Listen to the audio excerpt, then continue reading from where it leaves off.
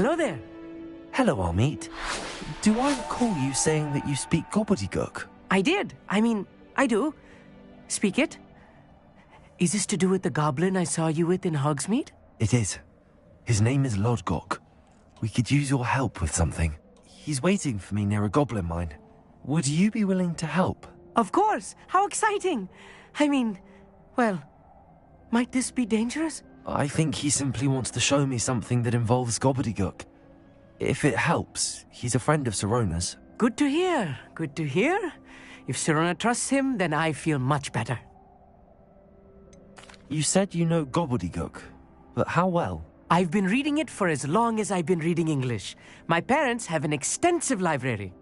Once I grew bored with the classics, I devoured goblin writings. I'd tell you some titles, but you wouldn't understand them.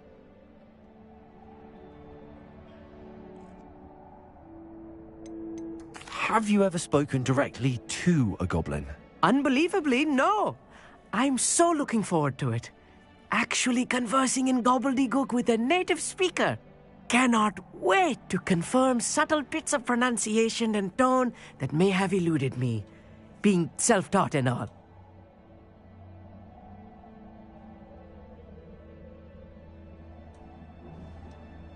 Lodgok is waiting.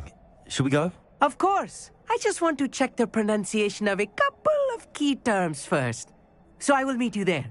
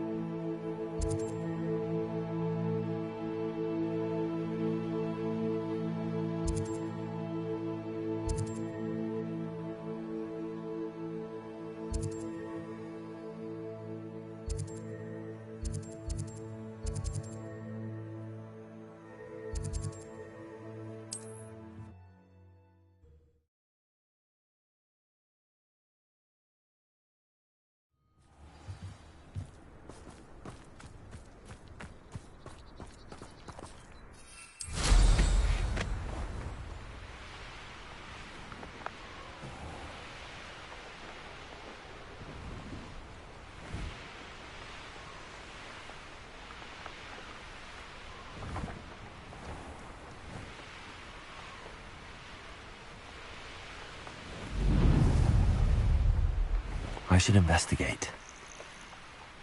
Revelio! Good, honest work.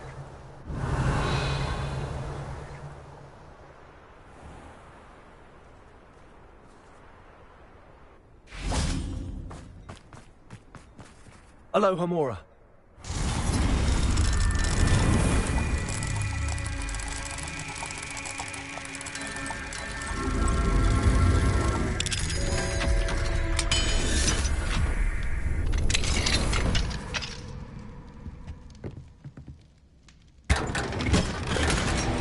Revelio.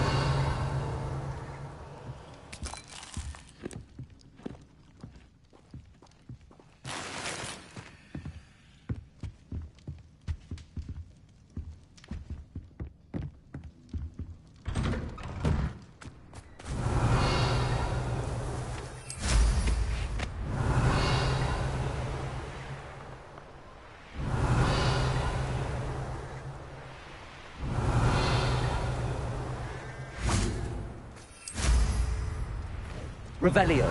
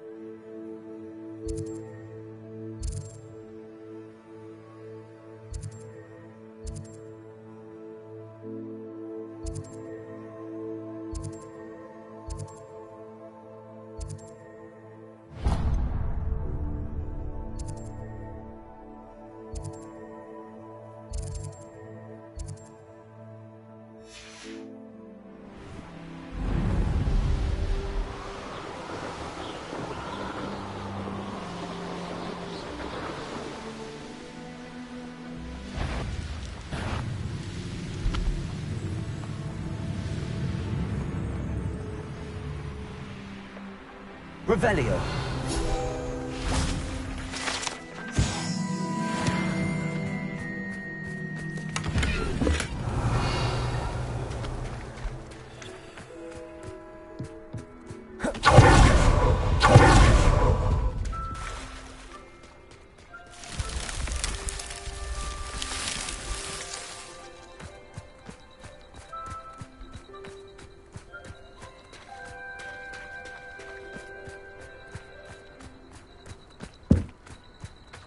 Revelio.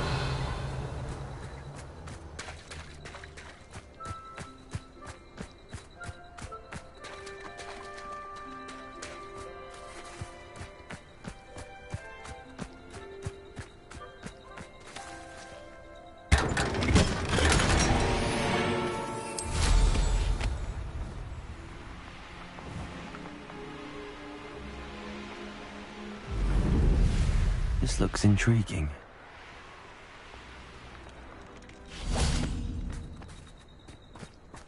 What do you have in store for me this time?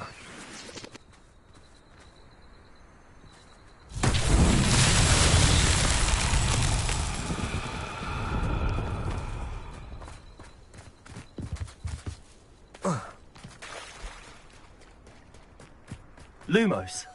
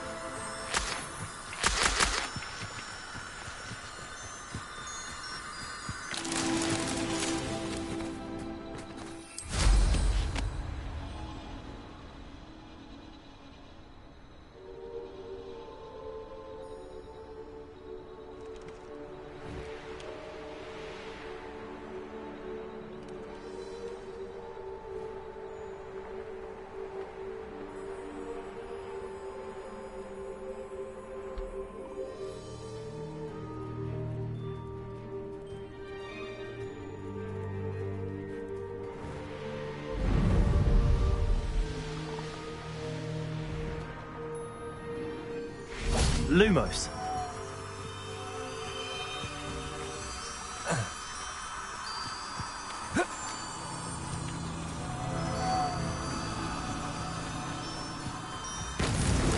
That's that. Settled.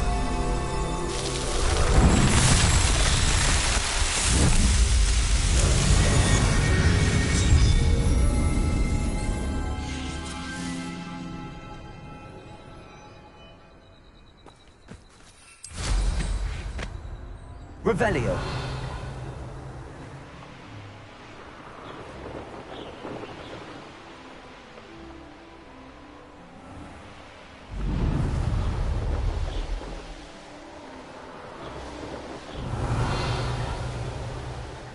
I know what that means. Merlin trial.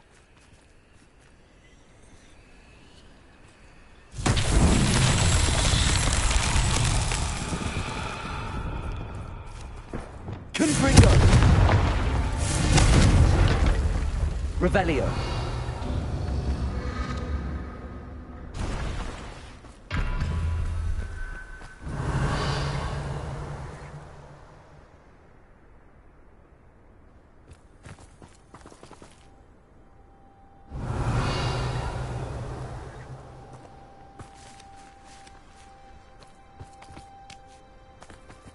Confringo.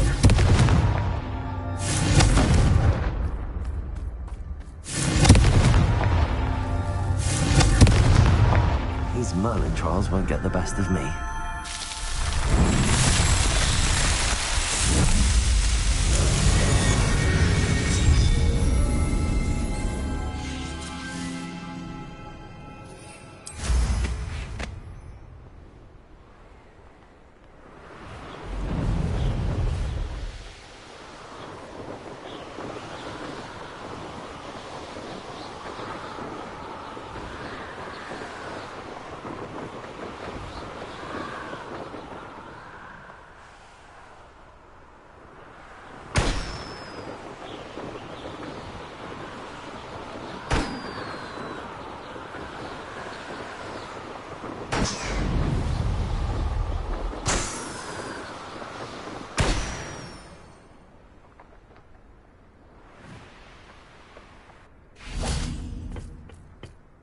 A friend who speaks gobbledygook is meeting us.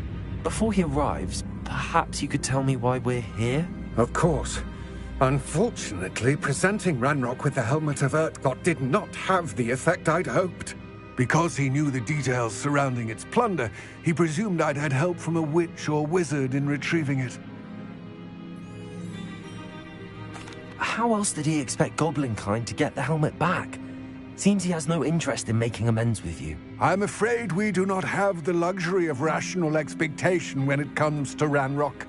Damn Bragbor and his blasted journals. Bragbor? An ancestor of Ranrock's, renowned metalworker. If we are to work together, I suppose I must tell you more.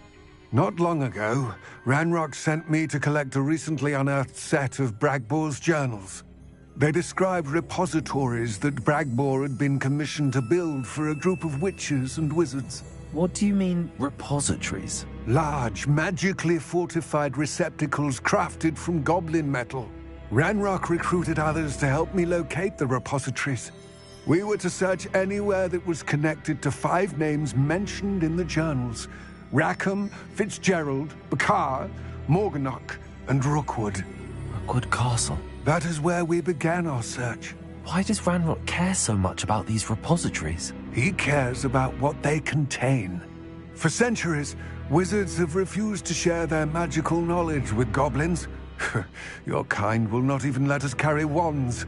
Thus, many goblins, myself included, have spent our lives mistrusting wizard kind. Ranrock was convinced that the repositories contained a magical power that wizards wanted to keep for themselves. He is determined to take it for goblin kind. But Here comes my friend Amit. Probably best to continue our conversation later.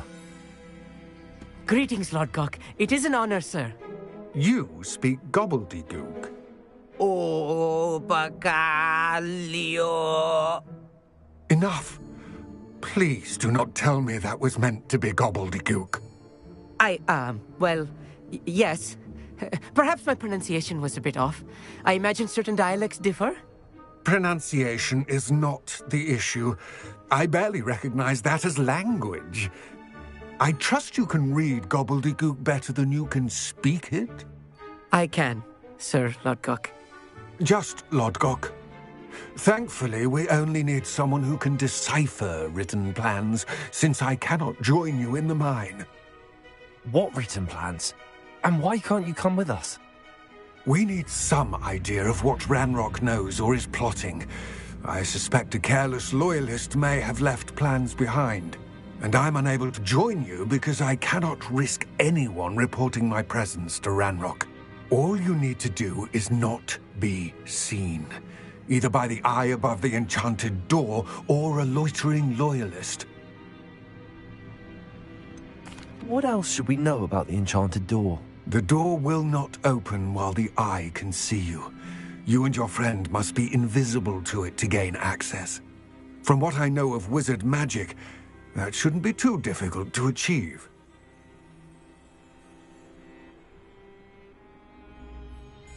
Amit and I can do this. I will await your return.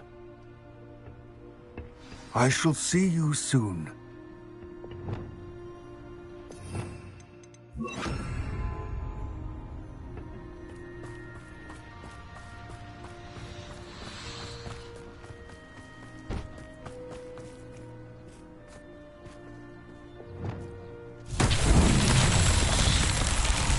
Revelio.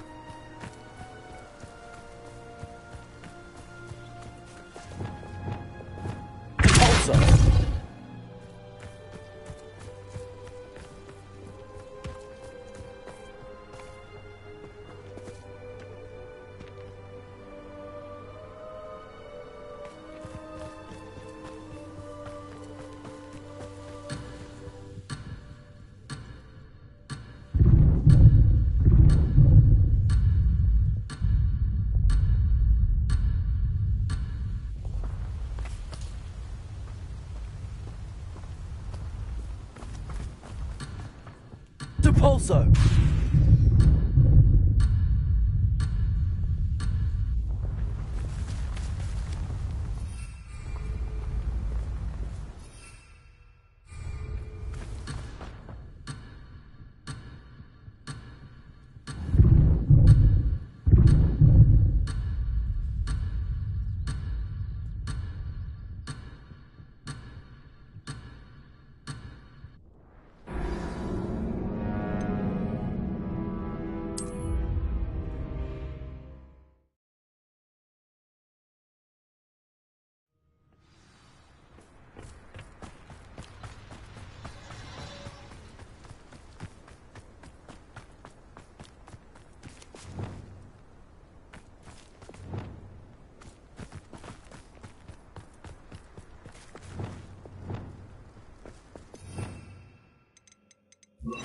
Wingardium Leviosa.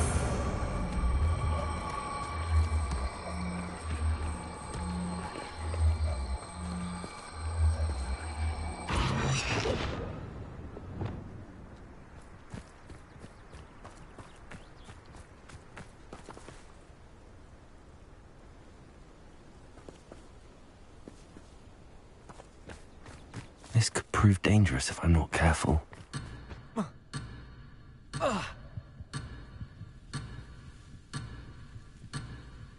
Also, not so tricky after all, Merlin.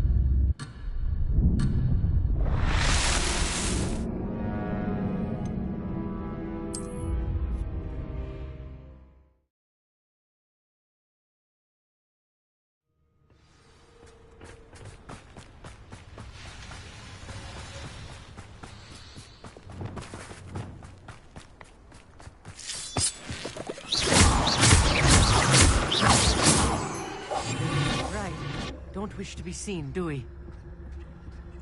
The door is looking at us.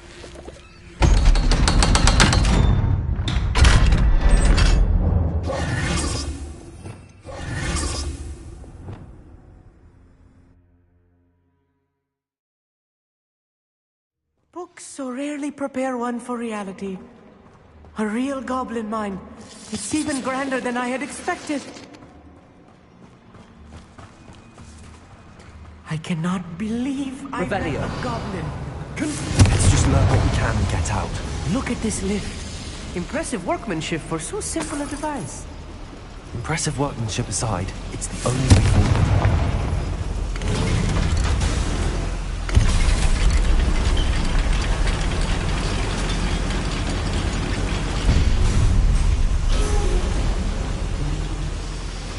I still can't believe it. Real goblin mind.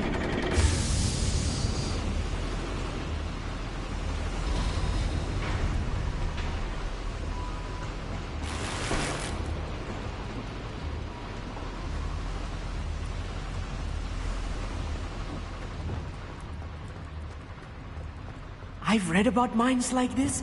The volcano one is something else altogether.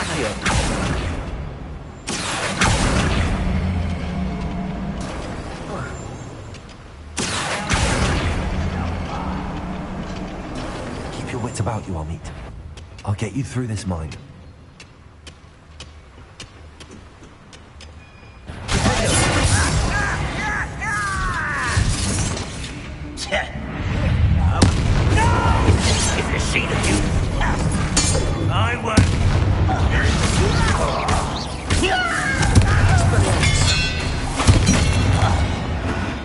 That was a little more than I'm used to. Revel, get us through here safely, Amit. You have my word.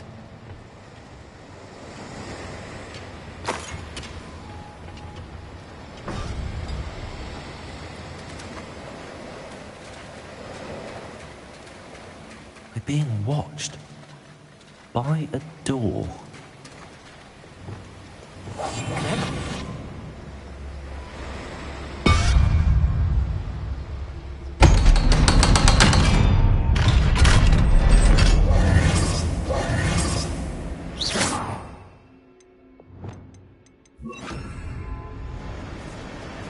Revelio. Confringo!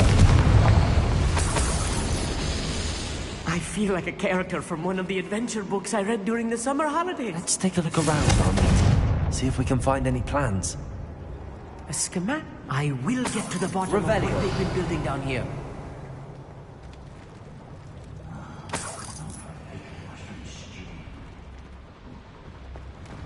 Confringo!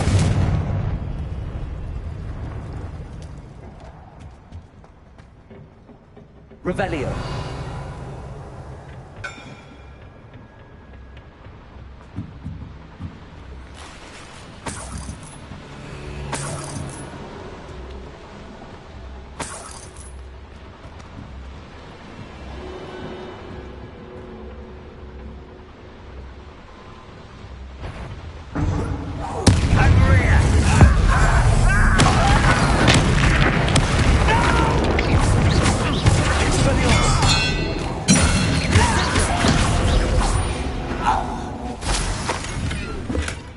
Revelio. Fascinating to see gobbledygook written in a goblin hand. The flourishes are extraordinary. There must be more notes around here. What could they be building?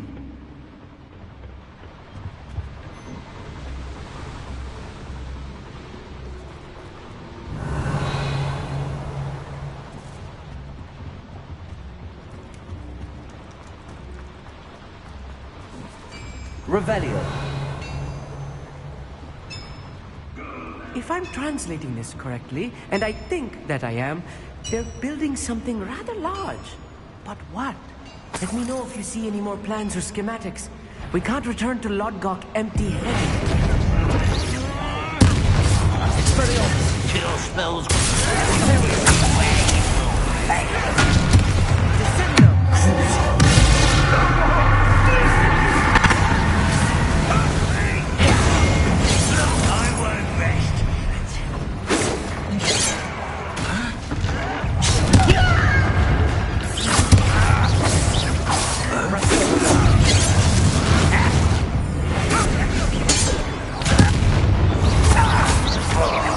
You won't stop me.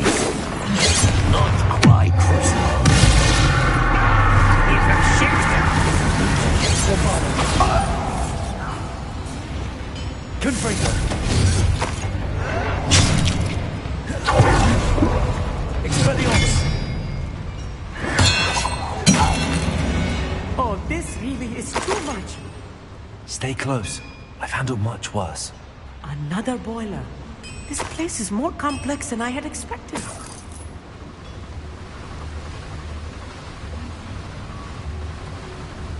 Another schematic. Revelio. What are they going to build? This mine is too small for whatever it is.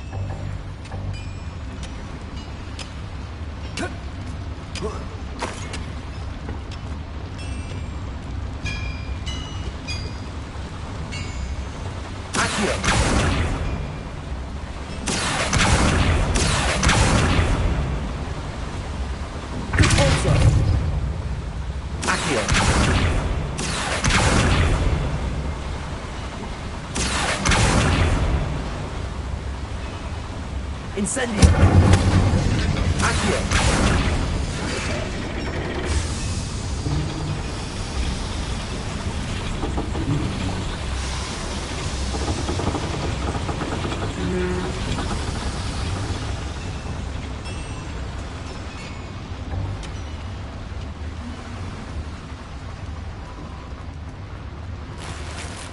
Revelio.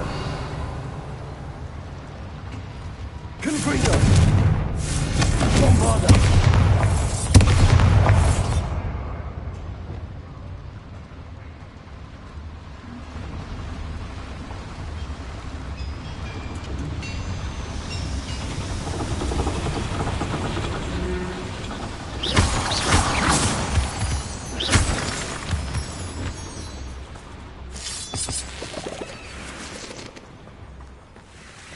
Devil's snare. Nasty stuff if we're not careful.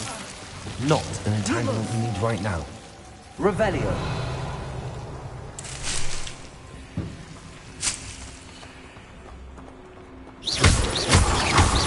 Revelio. Lumos.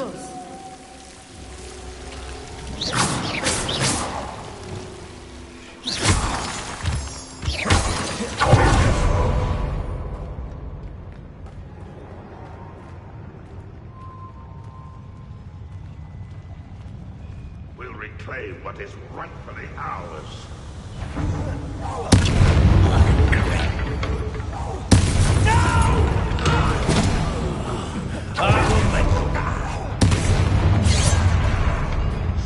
Arrest them.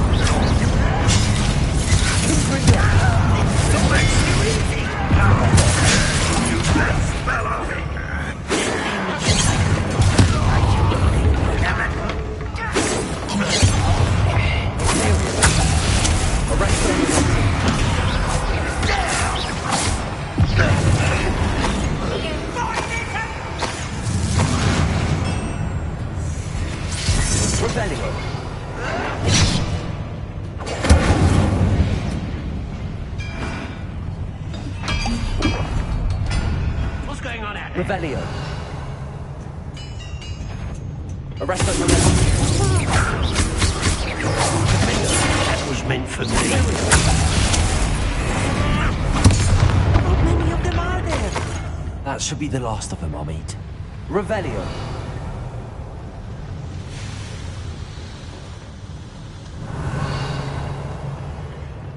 Confringo!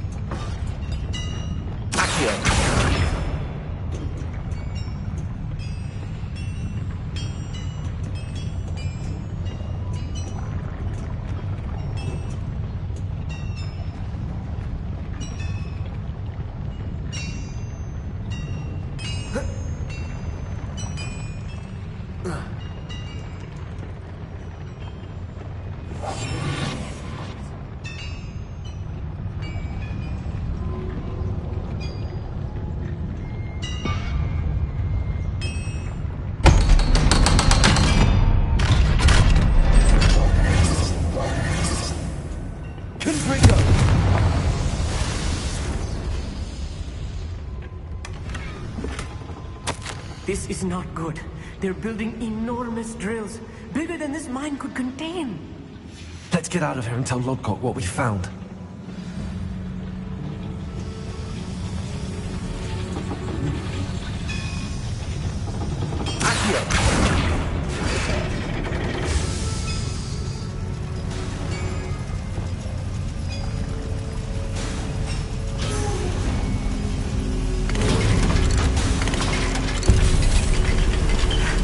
I need a moment to catch my breath. This was more than I bargained for.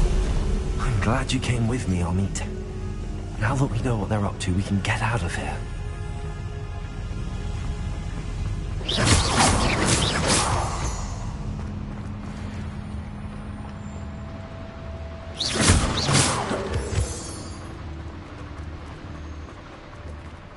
Hello, Hamura.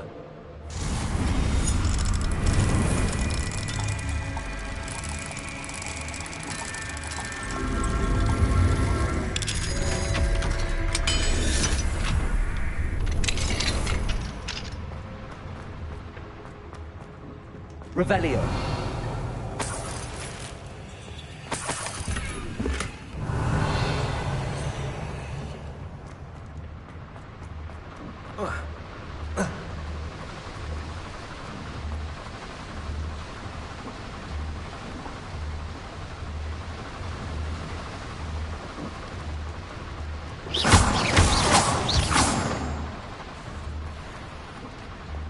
We're almost out of here, Amit.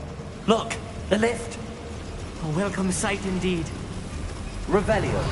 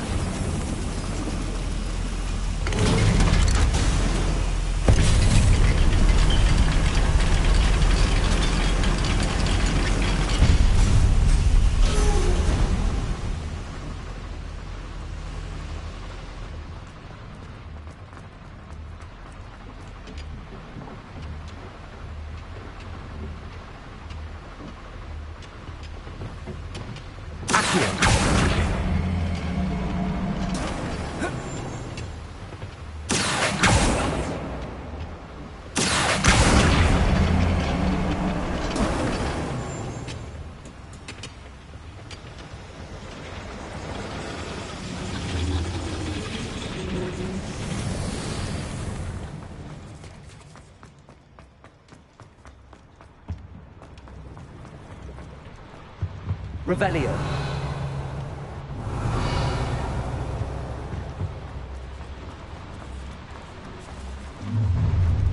Now quietly. Incendio. Accio.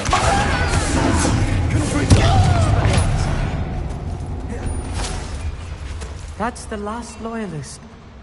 Unfortunately. Revelio. Imagine most goblins to be brilliant and kind.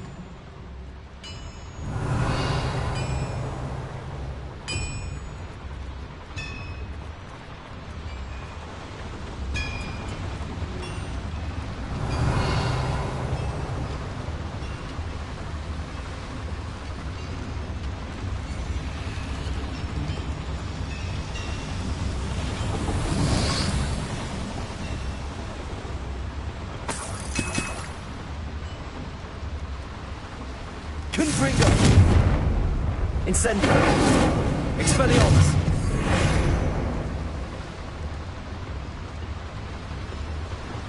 Accio.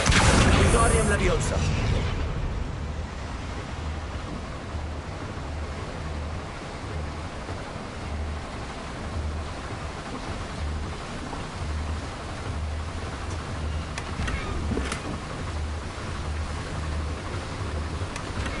Revelio.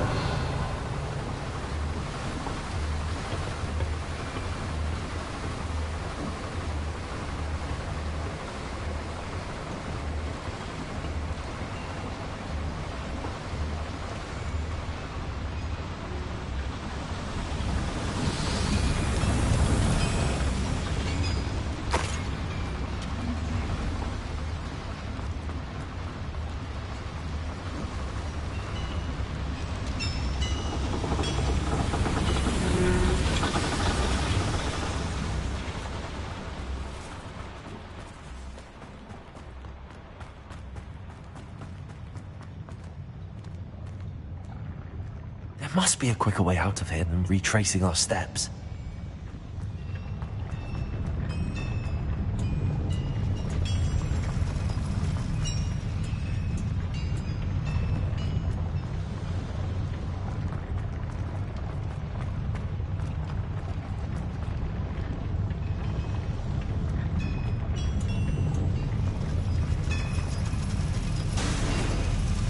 Revelio.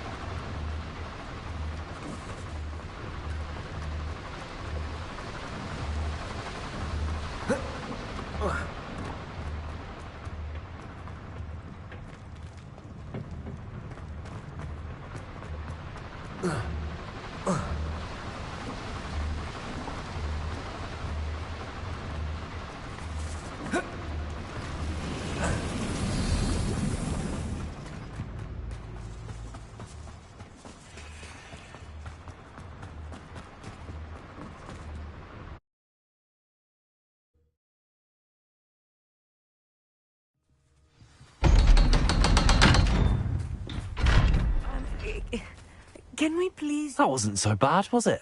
It was. It really was. I'm afraid I've had enough adventure for one day. For a lifetime, perhaps. Thank you, Amit. I couldn't have done it without you. Now, if you don't mind, I'd like to have a word with Lodgok. Understood? I'll leave you to it. Your goblin secrets are safe with me, but I get to write the book about this escapade someday. Without further ado, adieu.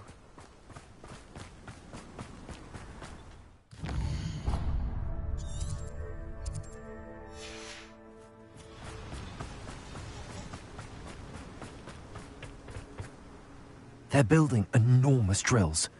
We found their plans. Ranrock must be searching for the repositories. I fear you are correct. Other than Rookwood Castle, however, I do not know where else he plans to search. I've been wondering about something else you said before we entered the mine. Yes? If you share Ranrock's views, then why are you helping me? I expected Rookwood Castle to be deserted when I arrived to begin my search. So was surprised to find a witch there who had set up a sort of improvised research site. She was studying something so intently that she almost didn't notice me. When she looked up, I thought she would react with fear or disdain.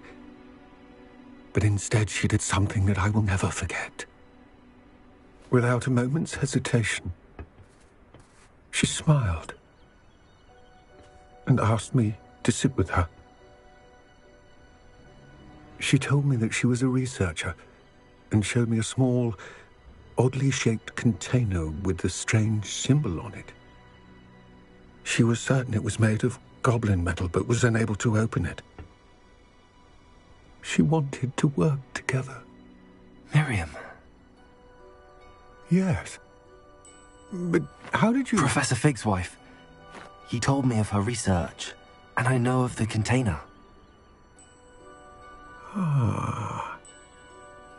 The reverence with which she talked of goblins and their intelligence and skill, it caught me entirely off guard. I'd never been treated with such respect by a witch or wizard. So, to my surprise, I let her study the container if she would allow me to search the castle on my own. We parted ways, with her promising to share what she'd learned. More of Ranrock's recruits arrived, and we began to dig, eventually locating the first repository. Ranrock was thrilled with our discovery, but furious when I told him about Miriam. Berated me for trusting a witch when I heard she had been killed. You think Ranrock murdered her?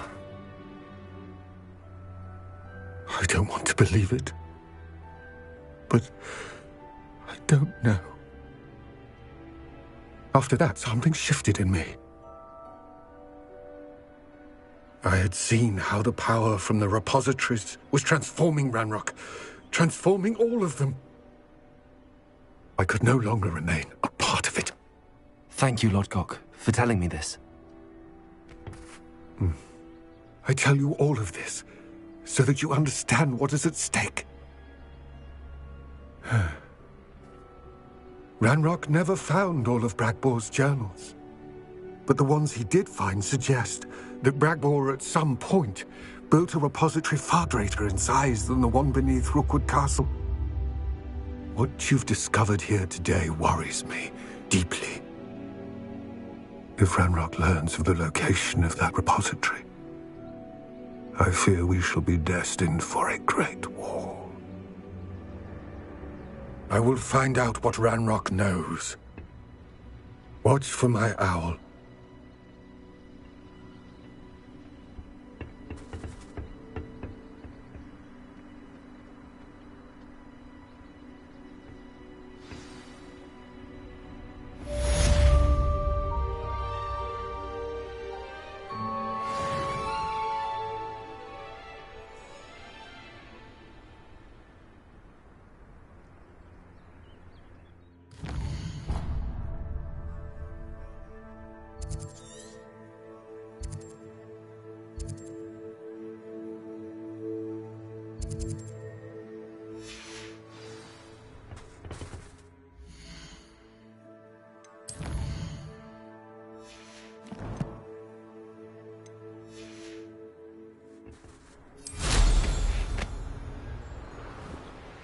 I hope Professor Vic... I believe my next broom upgrade to be even more impressive than the last. Come by Spintwitches as soon as you can.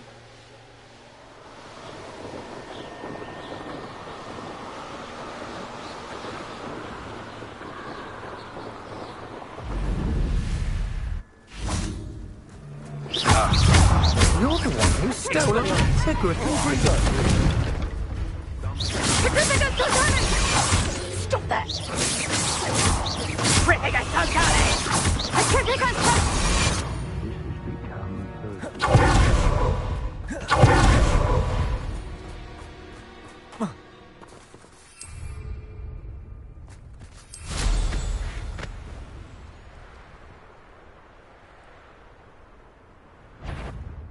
Goodness. What? Aha! Criticus Totalis! You're going to regret that. Expulso! It's the one who took the goblin elm. That's just the beginning. Expulso! Imperial. Criticus Totalis! What have you done? Criticus Totalis! The mercy! Criticus Totalis! I shall hang you. Criticus Totalis! You're gonna regret coming here. Let's drop the feeble there! That's the expulso. That's it. Expulso.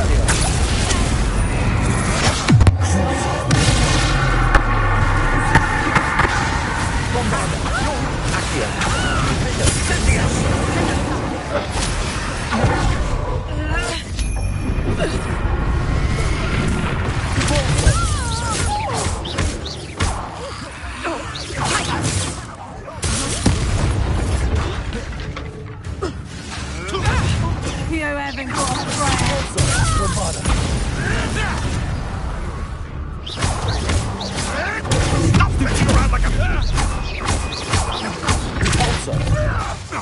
Confringo. Expelliarmus.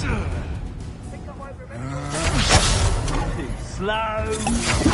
We had plans for that hippogriff you stole. You're no match for me. You're going to regret.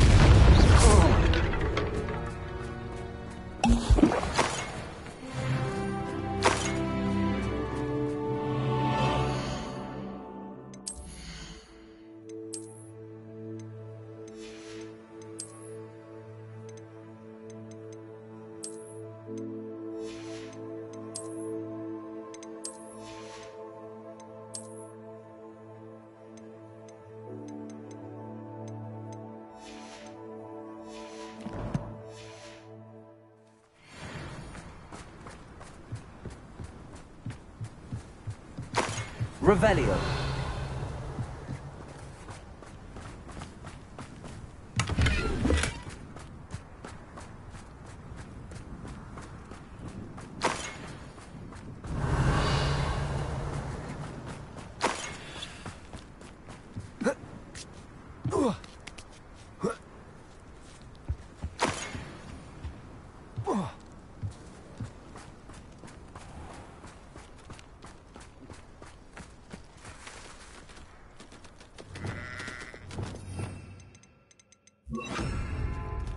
Aloha Mora.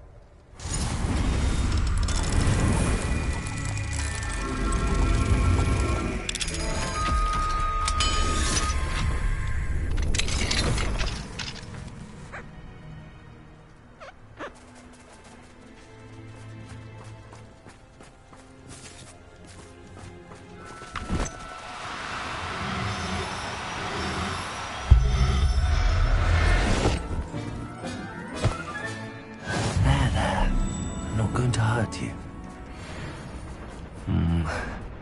Not the best place. Revelio.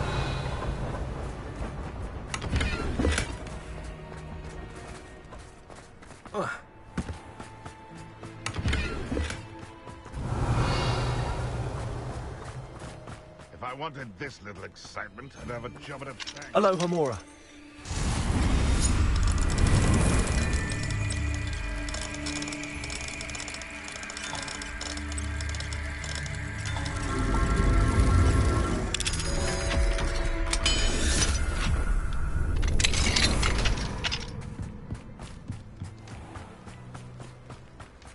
Revelio.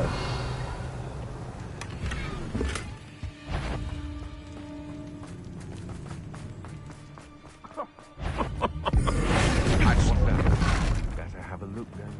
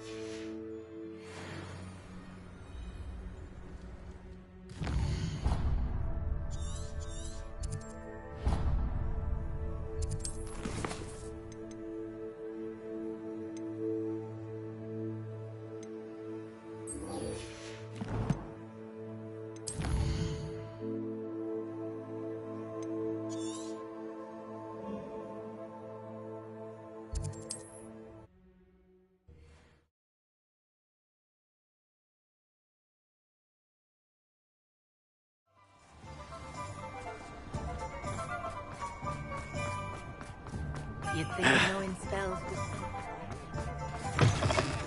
Hello again. Wonderful to see you. As before, I've arranged a special price on the broom upgrade for you.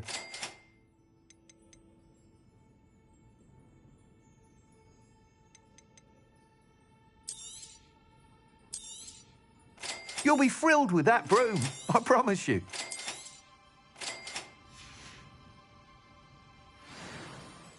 You're all set with the new upgrade. I can't wait to hear what you think. This may sound presumptuous, but... You'd like me to report back with even more flight details. You know me well. I feel I'm almost there. I just think I can improve broom flight a bit more. Miss Ray's is running a time trial at the South Coast course. Not ideal, really, what with rumours of Ranrock's lot and Ashwinders infiltrating the place. However, if you're flying high above them, you should be all right, I think. I'm not worried, Mr. Weeks. I'll see if I can find Imelda. I hope you are able to complete these trials. I have a feeling this final upgrade is going to be a sweeping success. Do be careful, of course. I shall look forward to hearing from you soon. We should speak with Mr. Bickle's friends. I believe I can sneak away without drawing my mother's eye. Meet me near Hogsmeade, and we will devise a plan. I think I know how and where to approach the centaurs about protecting the Snidgets. Meet me in the Forbidden Forest.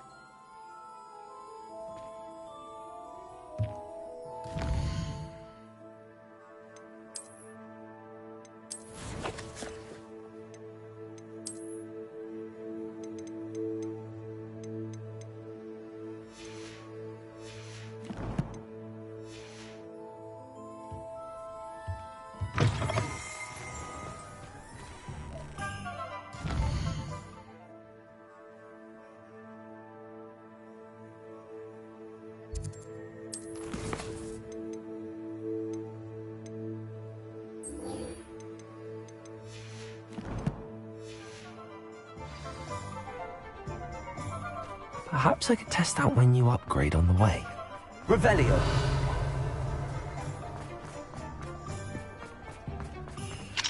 Alohomora.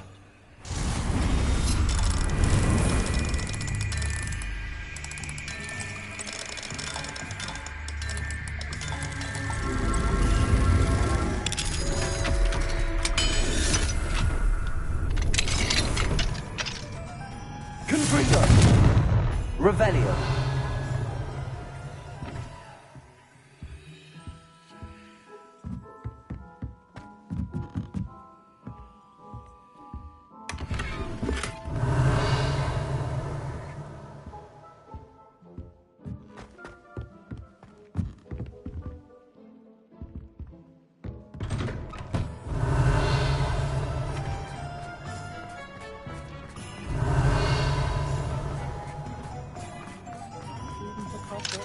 Alohomora.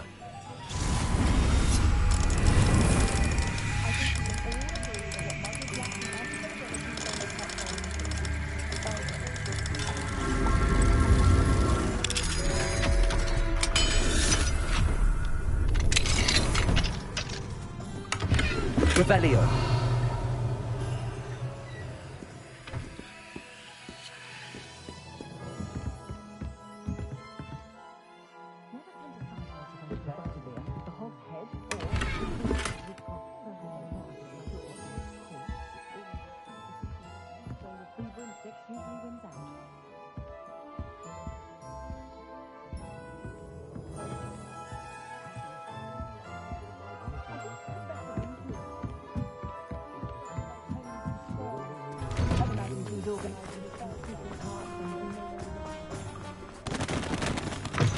Just let me know if there's something in particular you're looking for.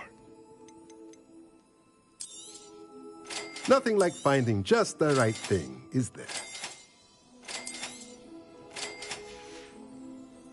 Let me know if there's anything else I can do to help.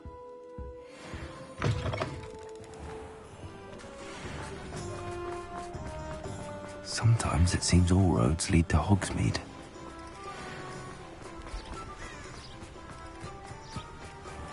Are you ready to put an end to Harlow? I'm ready to do what's needed to take Harlow down. I know you have a plan.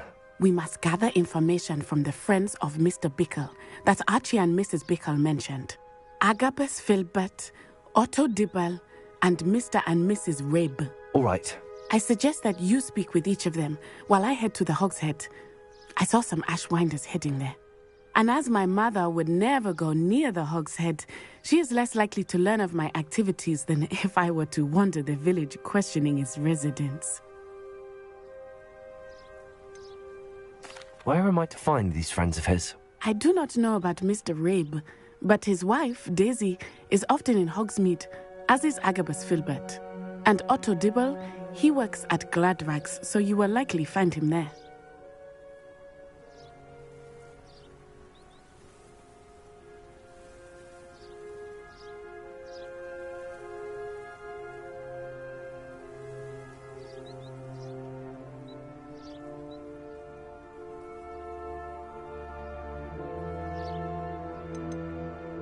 What sort of information am I trying to gather from these people? They may know what evidence Mr. Bickle had against Harlow, or they may have evidence of their own. We simply need to know whatever they know. Very well. I'll speak with them, see what I can learn. I knew I could rely on you. We need to know how they are being blackmailed by Rookwood and Harlow. Meet me here after you have spoken with them. Hopefully, by the time you return, I will be able to move a bit more freely.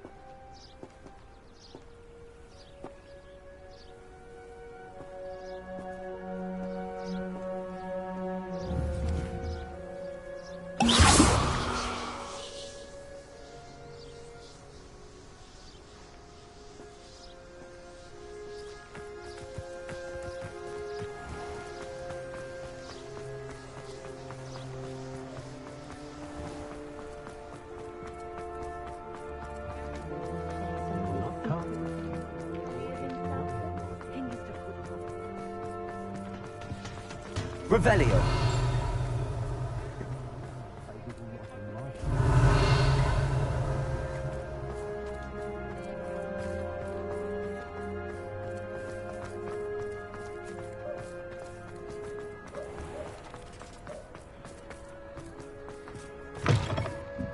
Mrs. Rabe should be nearby.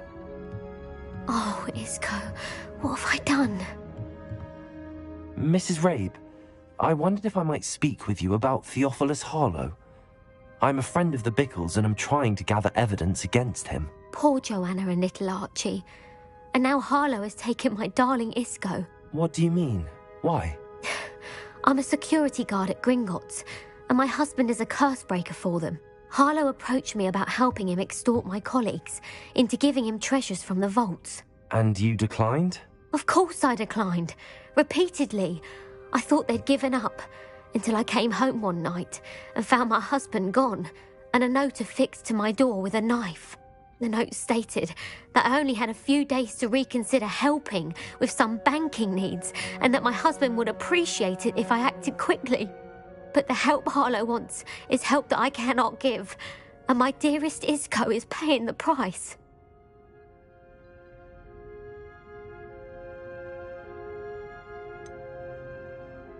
Why wouldn't Harlow extort your husband? Isco's job is even more removed from the vaults than mine. He travels the world for the bank. He could do nothing for Harlow. I'm the one in the bank on a daily basis, which evidently makes me an enticing target for blackmail. Have you helped Harlow since your husband was taken? No, I'm worried sick about Isco, but he'd never want me to compromise my integrity. I also know that he's extremely clever. That said, I was hoping he would have escaped by now. It makes me concerned as to why he hasn't.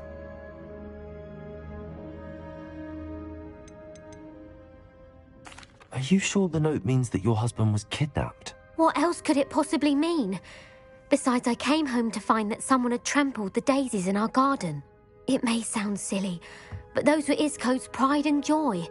He would never have let that happen.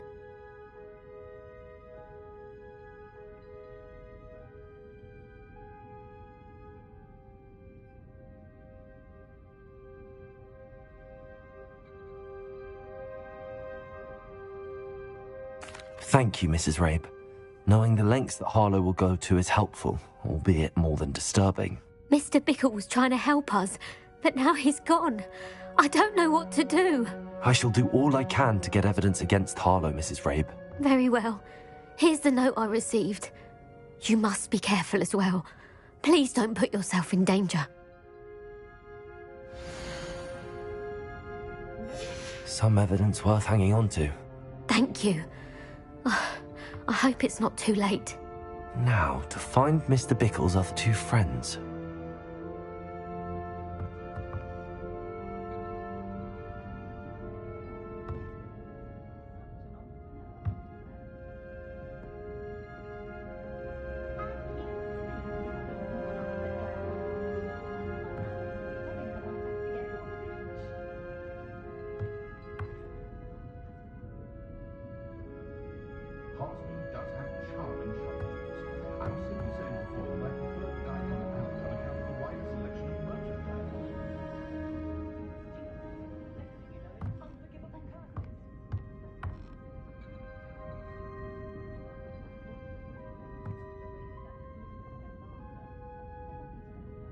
If anyone ever knew how to keep muggles out, it was Hamish of Woodcroft.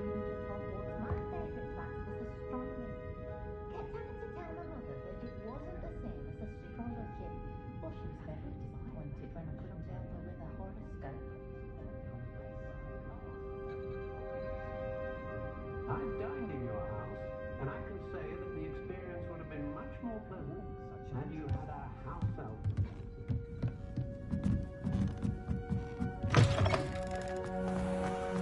Otto Dibble works at Gladrags. I should check that. Please tell me you didn't take... Mr. Dibble, may I speak with you? It's about Theophilus Harlow. I've nothing to say about him. May I interest you in a stunning cravat today? Please, sir, I'd like to help. I spoke to Mrs. Bickle. You know the Bickles? All right. But we must be discreet. Can't have Mr. Hill hearing this. I know Mr. Hill. He was kind to me the day of the troll attack. Oh, he's a good man. But even he wouldn't understand about Harlow. It started a few weeks ago. I was distracted, reading a note, when you-know-who came into the shop. I hid the note behind the counter and offered to help him. He stared at me for a moment, then asked me to check on an order he'd placed. I went into the storeroom to check on what turned out to be a non-existent order. When I returned, he was holding the note. What was in the note? It was a note from Rosie Hill, Mr. Hill's daughter. You see, we've been, well, secretly engaged these past 6 months. We haven't told Mr. Hill yet. I dare say he has higher hopes for her. Harlow advised me in no uncertain terms that my relationship with Rosie, not to mention my employment here, depended upon my cooperation. What did he ask you to do? It all happened so quickly. In an instant, he took a very expensive scarf from the counter, pocketed it, and smiled. He said, "Your secret is safe as long as I can supply my lady friend with delightful items like this every so often." I've been able to cover for his requests until now with some creative bookkeeping, but I can't keep it out for much longer. I'm terrified to say anything. I could never live without Rosie. Could you give me a bit more detail about the note? That might help me to identify it should I come across it. It's on Rosie's special pink stationery. It has her monogram at the top, RH. That's how Mr. Hill would know it was real.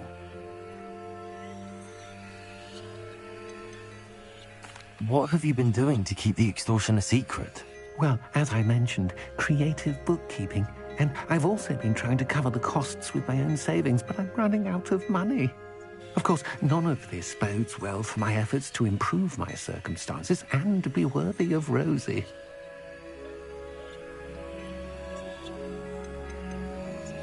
I met Mr. Hill the day of the troll attack. He was kind to me. Why don't you just tell him? He's a lovely man. But when it comes to Rosie, I fear he loses all perspective. He'd see this as a grave betrayal. I'd lose my job instantly, and Rosie as well.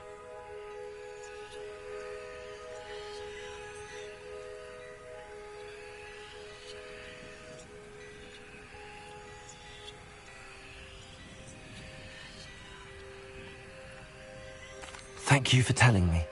I'm gathering evidence to take Harlow down. I would love nothing more than to see him rotting in Azkaban, but be careful. He's an awful man and incredibly dangerous. As for Rosie's letter, should you happen upon it, I have committed it to memory.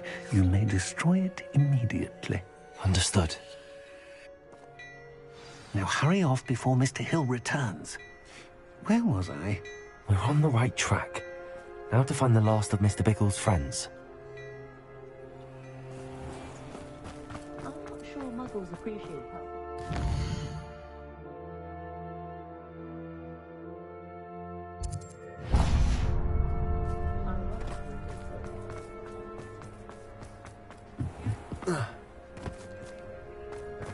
Very strange.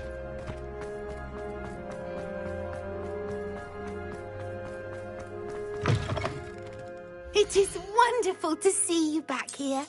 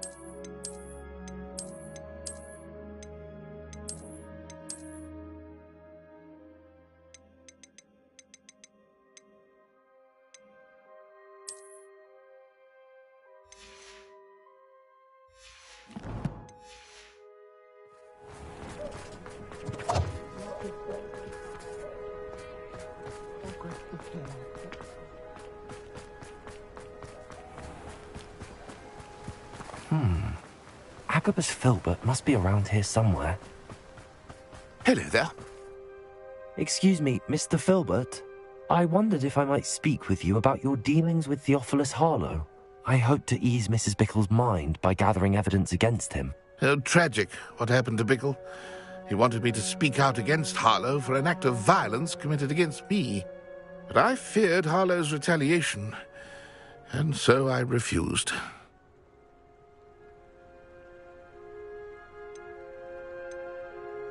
If you had spoken out against him as Mr. Bickle asked, perhaps Harlow would be locked away by now. Perhaps. But perhaps I would have suffered a similar fate. You said that Harlow committed an act of violence against you. Could you tell me what happened? Before my extraordinary wife, Dulcibella, passed away, she had just completed a small book of poetry. As a surprise for her birthday, one she never had the chance to celebrate, I had the book beautifully bound and plated in gold. One day, Harlow came calling to punish me for having spoken out against the Neanderthals that comprise Rookwood's lot. Before I knew it, I'd been petrified, and Harlow was rifling through my home. He found the book of poetry, with its exquisite gold plating. I watched helplessly, lying there in my entranceway as he walked away with the book, laughing as he went.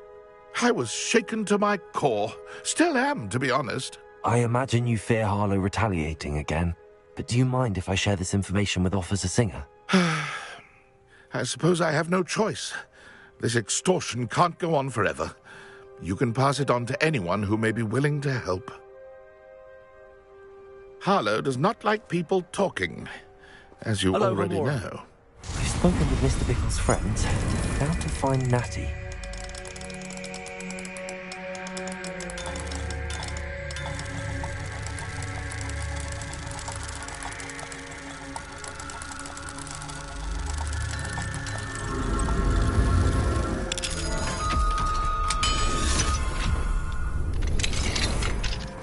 Revelio.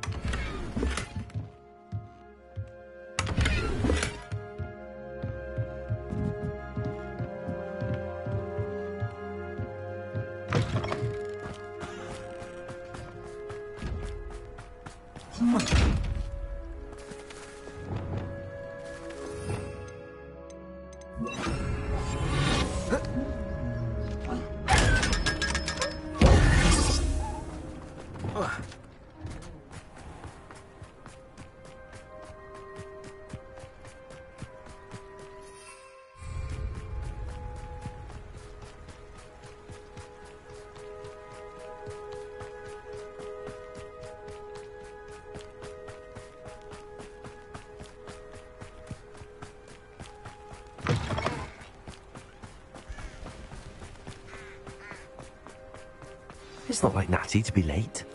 She said she was going to the Hog's Head. Perhaps I'll find her there.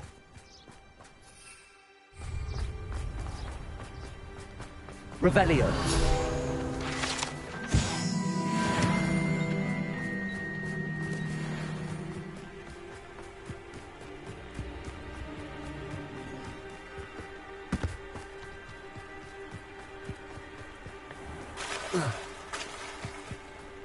Natty must be around here somewhere.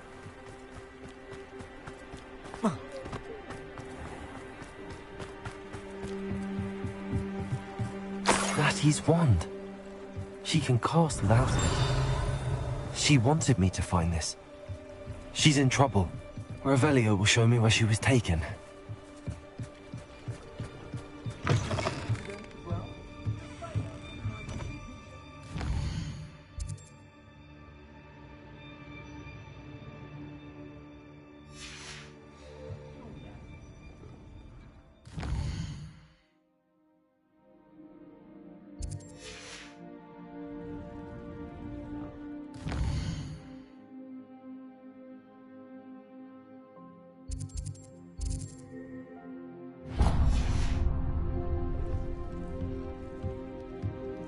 Nosy little students get what's coming to them. Revelio. We don't need the F1. We can find our own.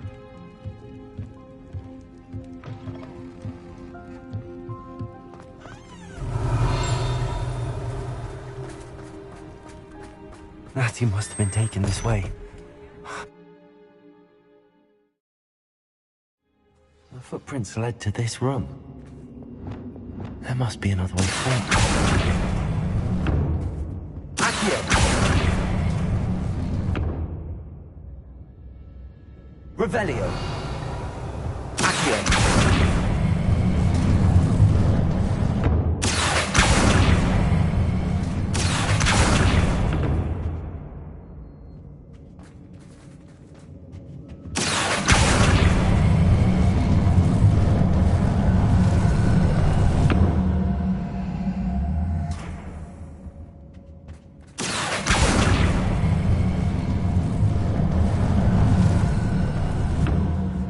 Hidden door. Natty must have been taken this way. I need to find her quickly.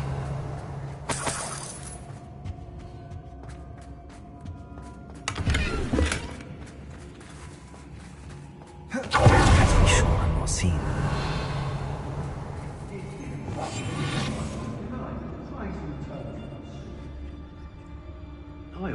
say that.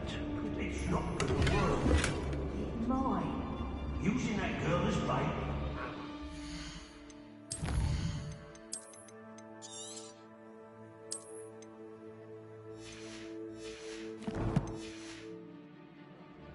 We ought to just kill her. Revelio. He wants them alive. Only a Hogwarts. You can get up and come in here alone. Just keep an eye out. Revelio.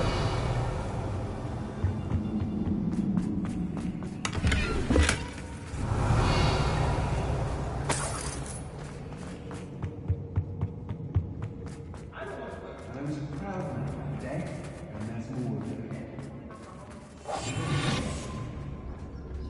Revelio.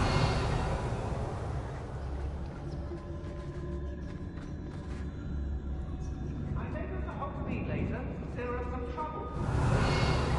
Wheat and running things. They have your break in effectively vodka.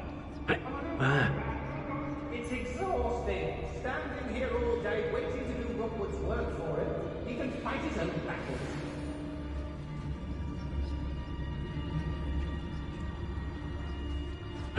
Hey, I've robbed every travelling vendor that...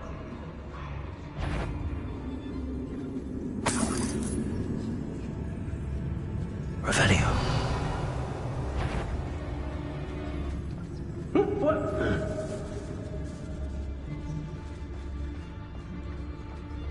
I break Rockwood more times than I can count. Defending himself. I've had enough of Feldcroft.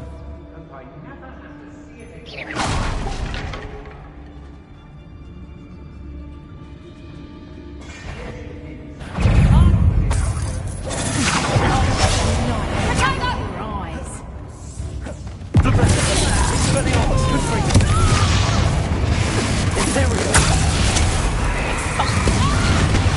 That one's her. She's on. Better luck next time.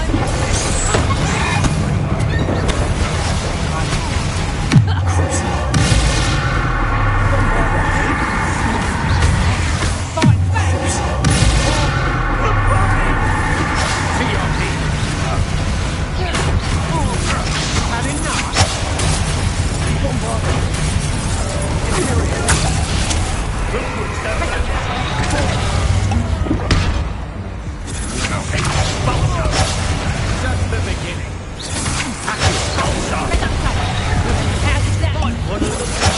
Expulsion! They got some vulture back. Sorry you did that. Confringo! Made a great mistake. Quite conductive, aren't we? Expulsion! Aha! Back the ball.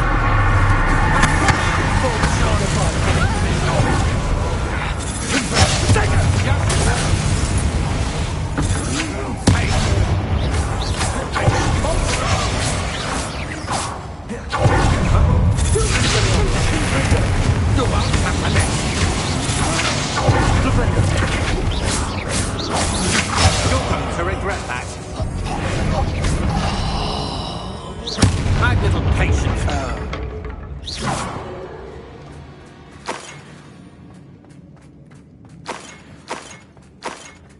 Revelio.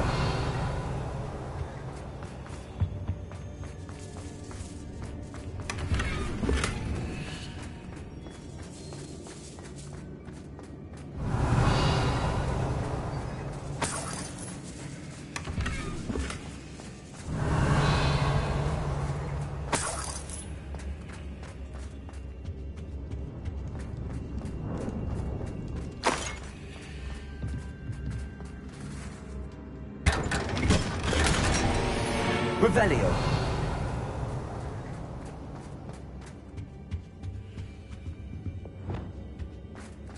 Accio.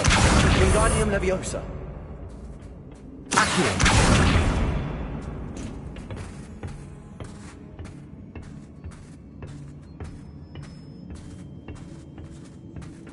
Revelio.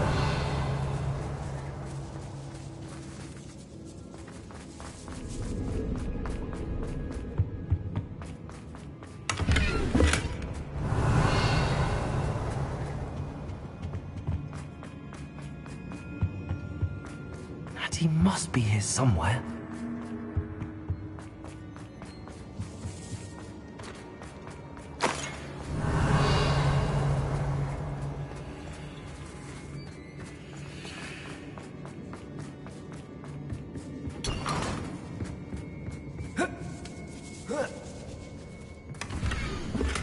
Otto Dibble's love letter from Rosie.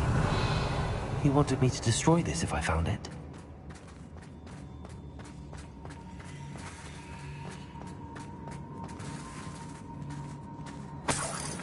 Revelio.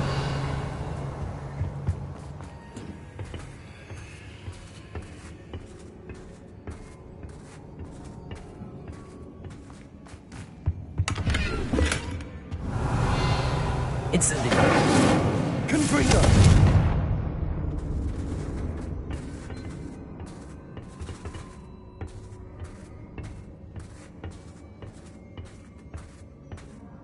Revelio.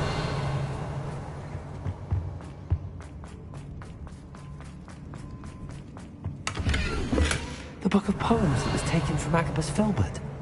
He'll be thrilled to have this back.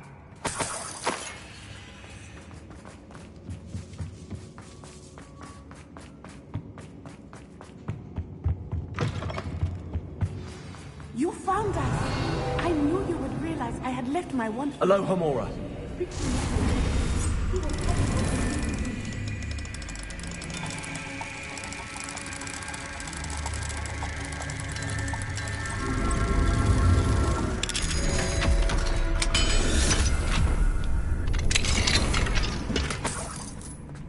Over here.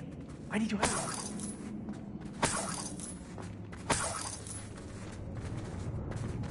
Revelio.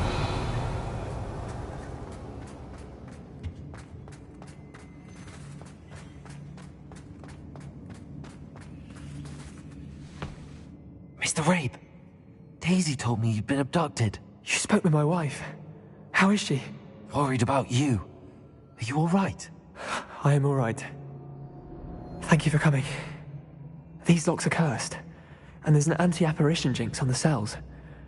Even Natty's skill with wandless magic cannot free us. I need you to find my wand. Mr. Rabe, I found your wand. Well done. I knew it was nearby. Now, you best stand back. One never knows how a curse will react to being broken.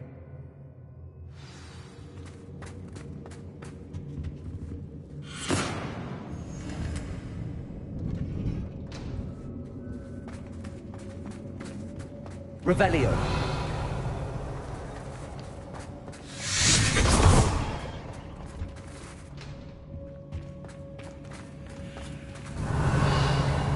Thank you, Mr. Isco.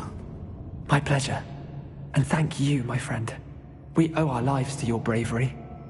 I may be too weak to disapparate with you both, but I can try. You go ahead. Find Officer Singer. We will get out of here on our own. Very well.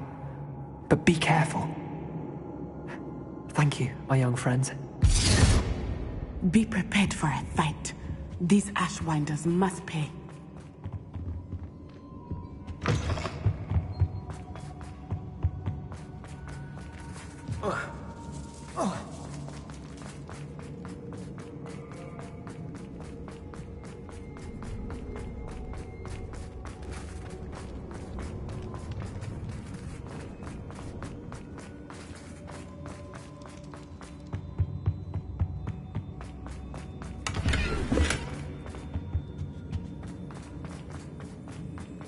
Let's find Officer Singer and put an end to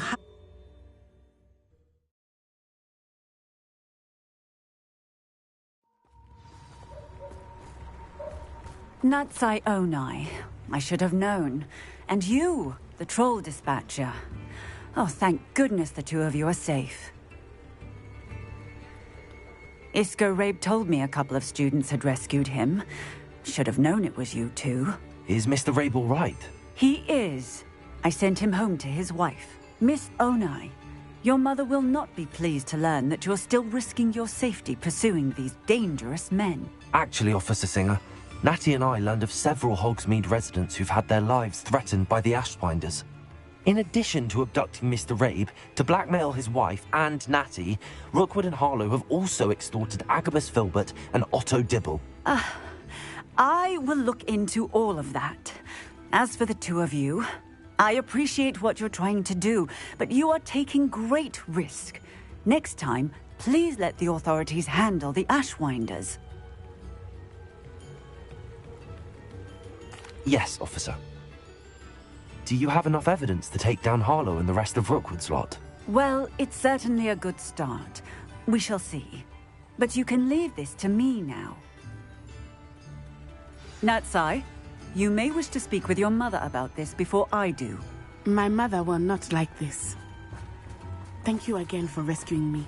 We shall speak soon.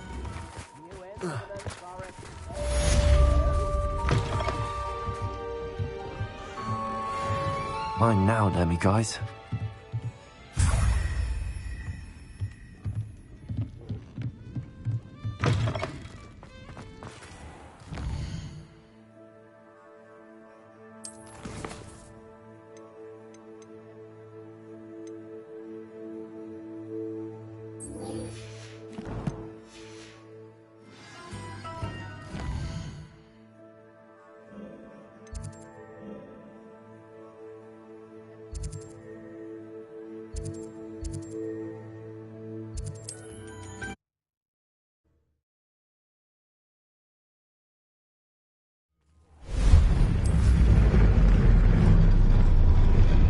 Ashwinders have ceased pestering me.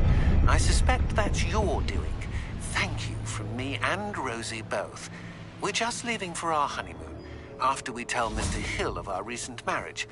Wish me luck.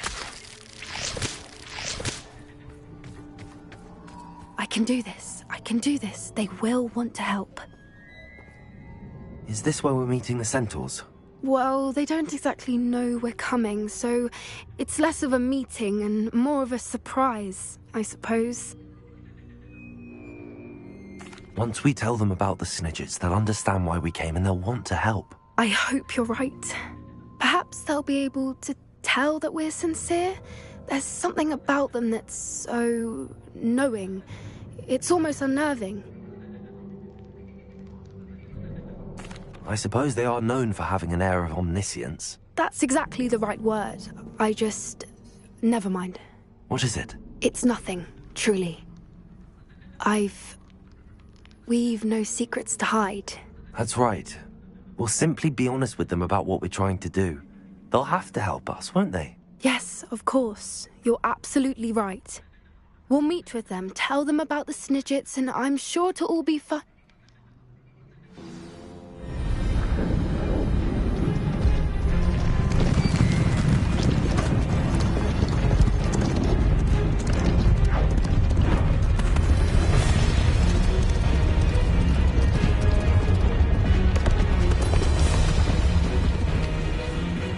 What do you think you're doing here, humans? Please! We were hoping to speak with you. Ah! I suppose you'd like a tale for your friends of the time you spoke to a centaur, and it spoke back. No! Never! We're here because we need your help. Enough! You made a grave error in judgment in coming here, little witch.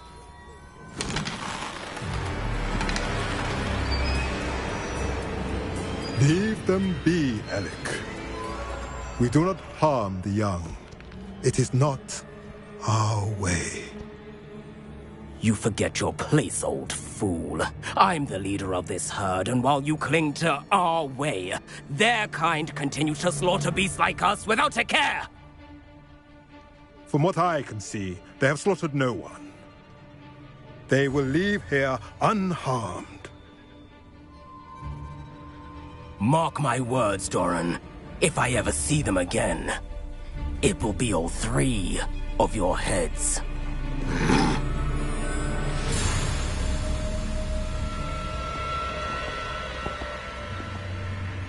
Foolish children. Do you know what happens to wizards who wander here? Now, follow me before Golden Snidgets are still alive, and the poachers are after them. They know that the key to finding them lies in the moonlight, but they don't know what that means, yet. Please help us find the Snidgets before the poachers do. Could it be?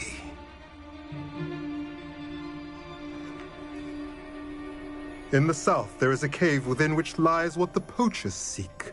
A moonstone. Retrieve it and place it in the henge in the forest. I, on the other hand, must go speak with the herd. Find me after you have done this.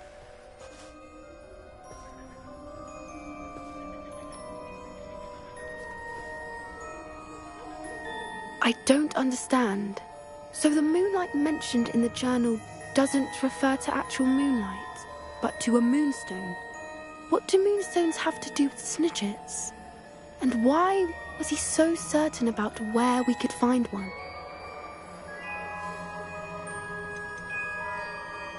Isn't moonstone all around us? Why retrieve one from a cave? Knowing centaurs, I suspect he's referring to a specific moonstone. We'll likely know it when we see it. I don't know, but I am inclined to believe him, what with his being a centaur and all. I am too. It is a shame how quickly he left. What was his name? Doran? That's what the leader of the herd called him. Well, if Doran knows something we don't, I'd rather act now and ask questions later. I can head to the library and start looking into the cave you mentioned. I'll let you know what I find.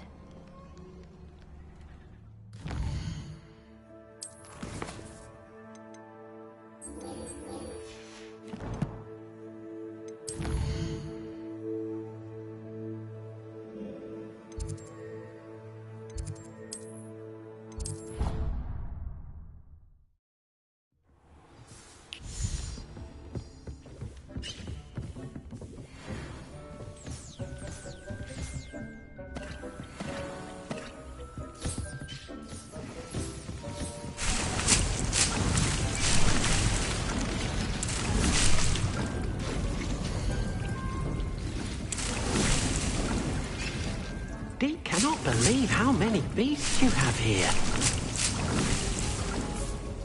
I'd like to ask you about... Of course.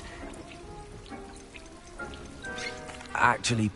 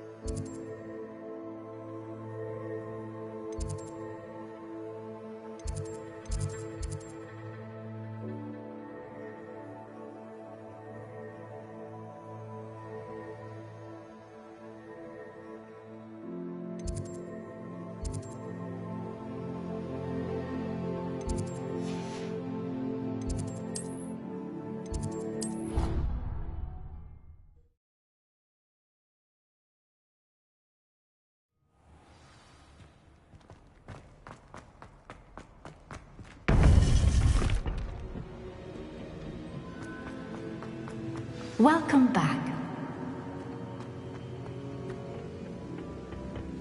Hello, Professor. I have news. The goblins are looking for something. Another repository. They've built drills to help with their search. Most troubling. Are these repositories like the broken container I found at Rookwood Castle? They are. I fear we have no time to lose. Have a look at the map. Fortunately, the next trial is fairly nearby. It's Hogwarts. As you know, I was headmistress in my time. My portrait hangs in the headmaster's office. In fact, I witnessed Professor Black learn of your arrival. And I'll confess that I wondered about you. Wait, is the next trial in the headmaster's office? It is. I had hoped that when the time came, the occupant of that office would be of help to us. Unfortunately, this headmaster seems wildly unconcerned with anything but himself. You'll need to access the office while he's away. I understand. Very well. I'll find some way to get in. Good. I shall meet you in my portrait there. Until then.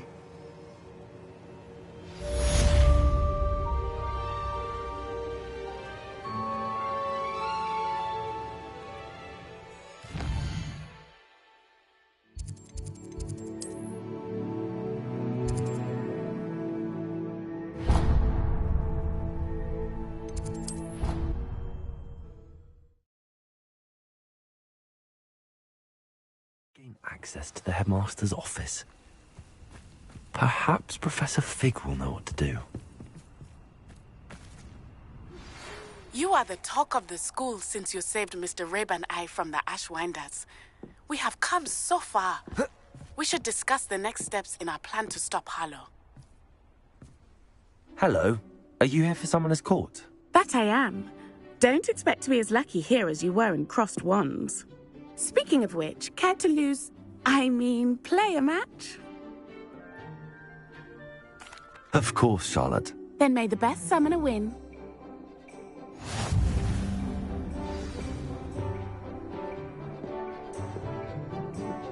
Accio!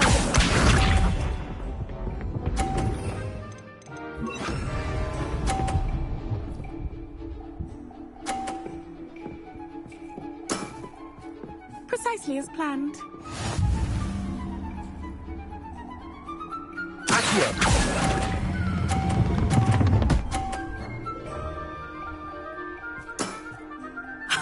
Sting me with a billywig? I'll never top that.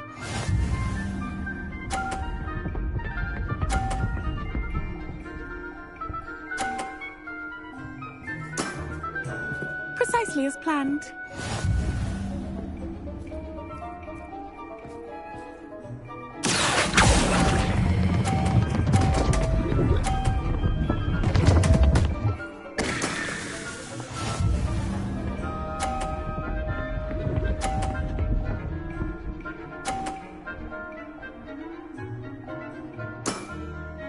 Precisely as planned.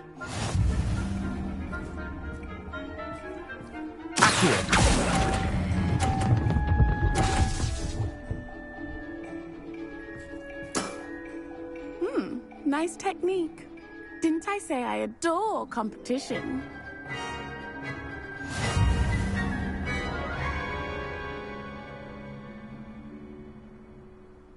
Hard luck. Care for another round? Absolutely. Don't count me out yet. That's the spirit.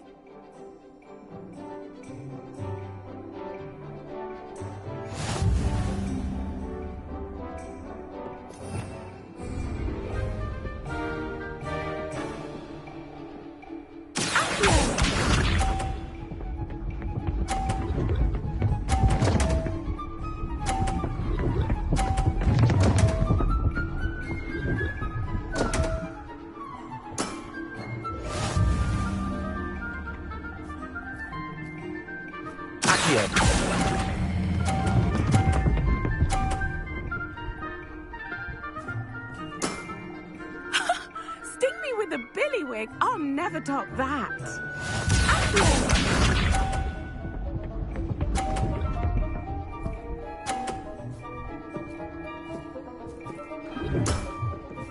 Precisely as planned.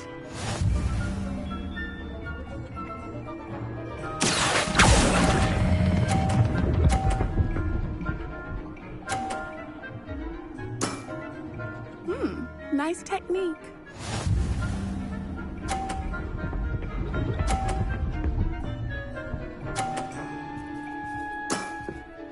Precisely as planned.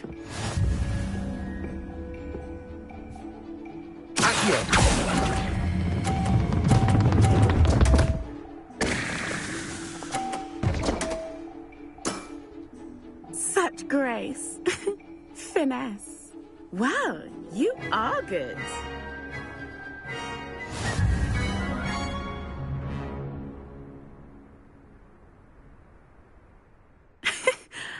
I'm not too proud to admit when I've lost. Where did you learn to play like that? I play by intuition, natural skill and all that. That's been my strategy. I suppose it only gets you so far, though. Well, you've only one opponent left now. I won't say more than that, but let's just say he's the best for a reason.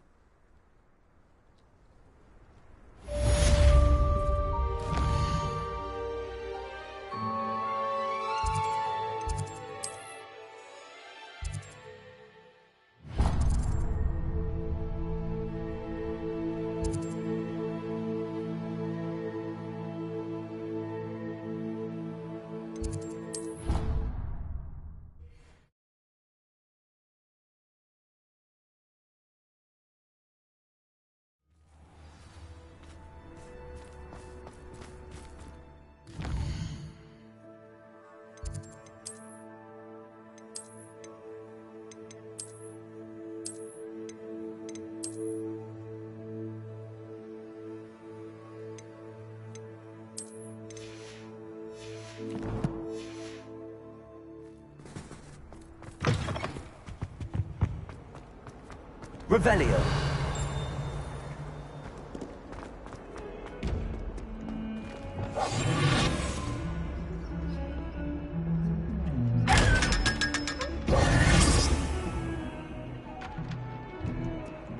Revelio.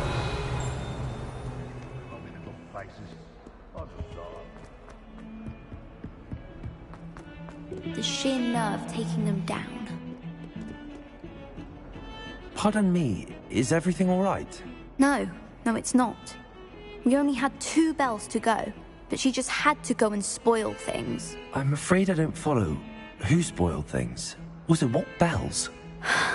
Professor Black ordered Mr. Moon to take down the bells in the bell tower.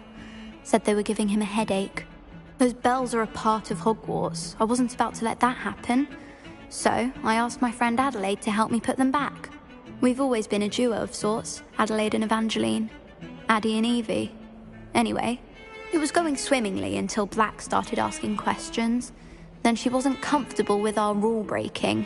Now I'm stuck, unable to tell which bell goes where. Is it really that important that the bells go back up? Is it really that important? They're part of the school's history. Those bells likely told a young Merlin that he was running late to Charms, or called Ignatia Wildsmith to dinner. We can't simply fiddle with history.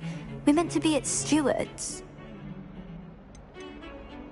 It's certainly an odd decree, even for Black, taking down the bells for a headache. I agree. I thought it might also have been that they interrupted his hourly naps.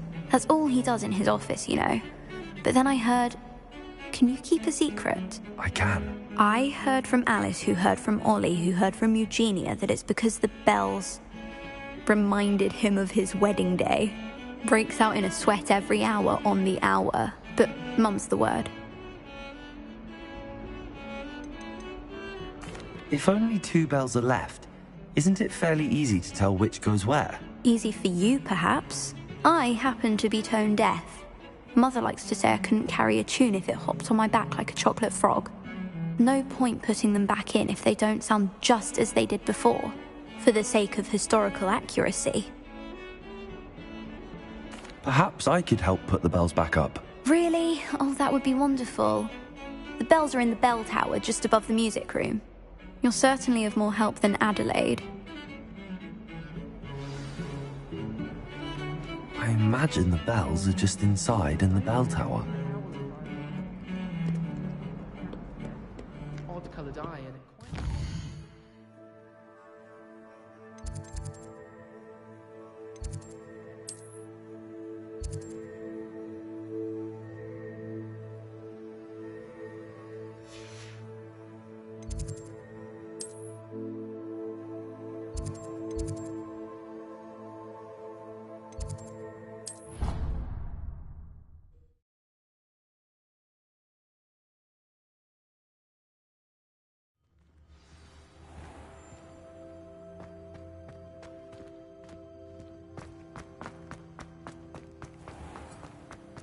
Not someone else trying to pass through. Revelio.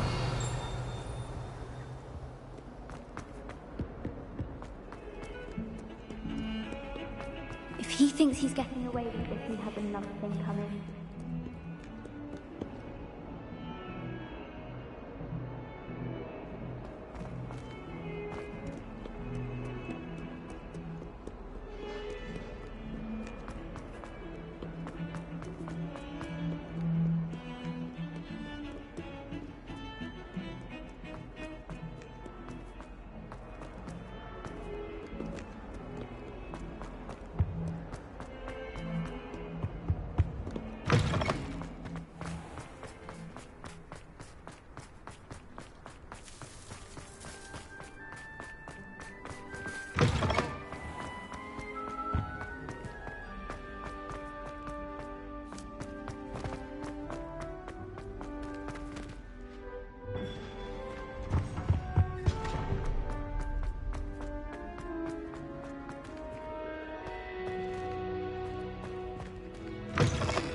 Revelio.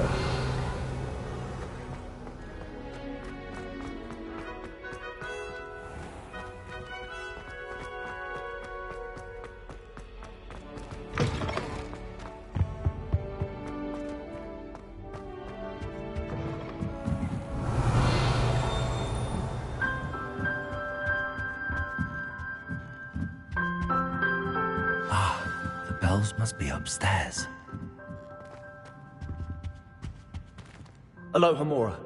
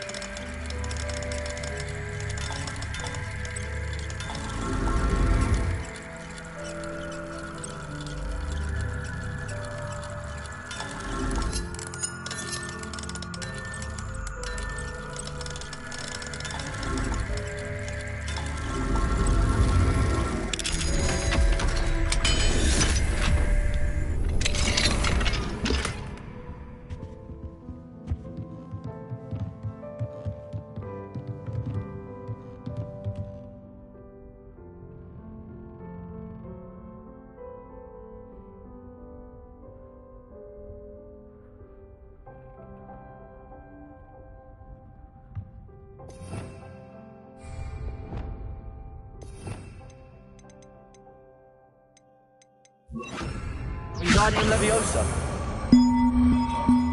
One up. Found them. I'll have to get those up there somehow. Wingardium Leviosa, perhaps.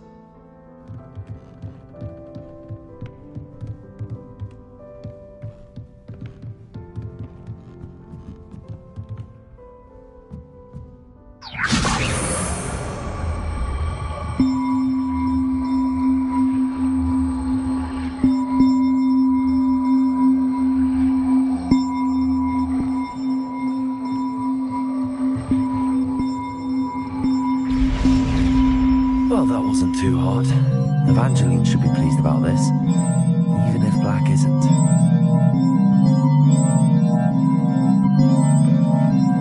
Revelio.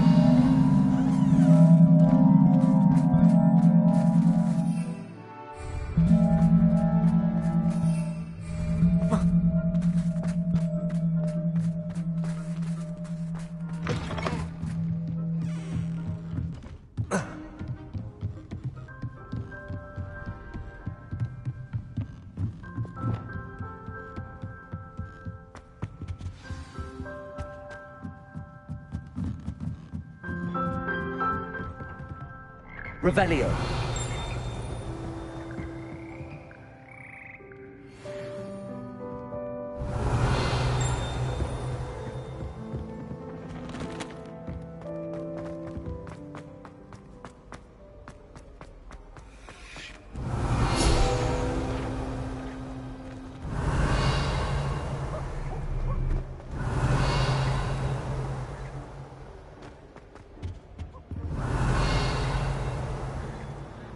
Revelio.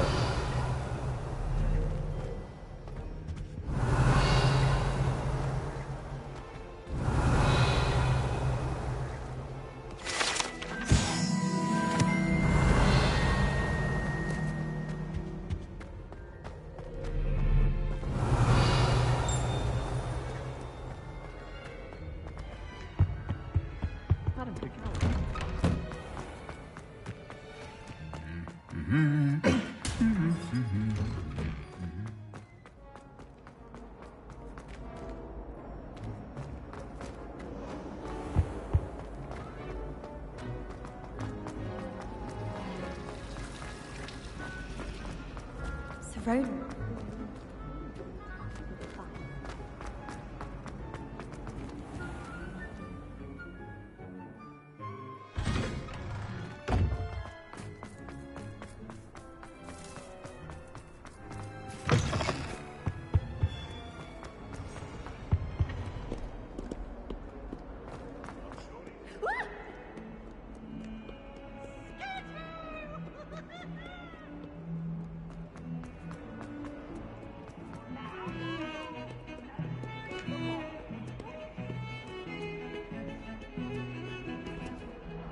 The bells are back up, Evangeline. Oh, you're a credit to the school. I can't wait to hear them. I can't wait for the headmaster to hear them. I wish I could see his face. Future generations may not truly appreciate what you've done, but I do. And I hope that you do as well. You don't know how much this means for me and for Hogwarts.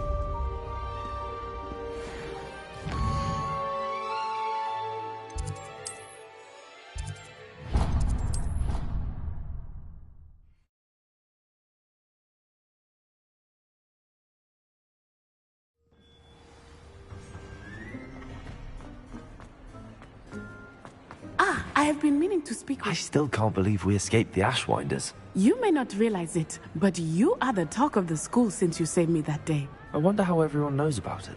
I told my mother in the hope that she would be more forgiving of what I have been up to if it came from me.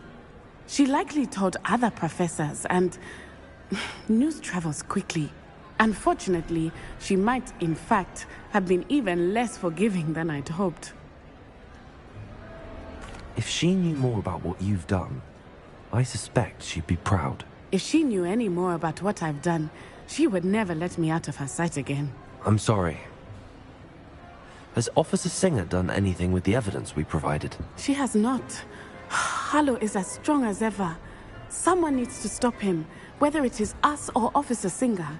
If someone had stopped the monsters like him in Matabeleland, my father would be alive today. What exactly happened to your father? It was a beautiful day. My mother had gone to tend to a neighbor who was ill, and so my father and I were galloping in the savannah. Galloping? Your father was also an animagus, I take it? He could become the most majestic giraffe, and he would carry me on his back, my arms around his neck.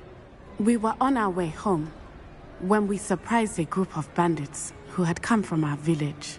One of them saw me just as he removed a scarf from his face. He shouted, and then aimed his rifle. He didn't want you to identify him. Exactly. In an instant, my father bowed his neck to protect me, and was hit. As he fell, my father changed back into his human form. When the bandits saw this, they turned and ran in fear. Magic terrified them, and then he was gone. And it was all my fault. Your fault? How so? He died protecting me. If I had been capable of protecting myself, he would still be alive today. My mother and I tried to go on without him, but it became too much for us there. A few years later, we left to come to Scotland. Do you think taking down the Ashwinders will avenge your father's death? No. Vengeance is not what drives me. My father would not want that.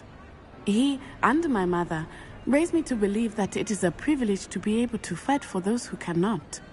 I know there is risk involved, but I feel it is worth it. I am glad you seem to think so too.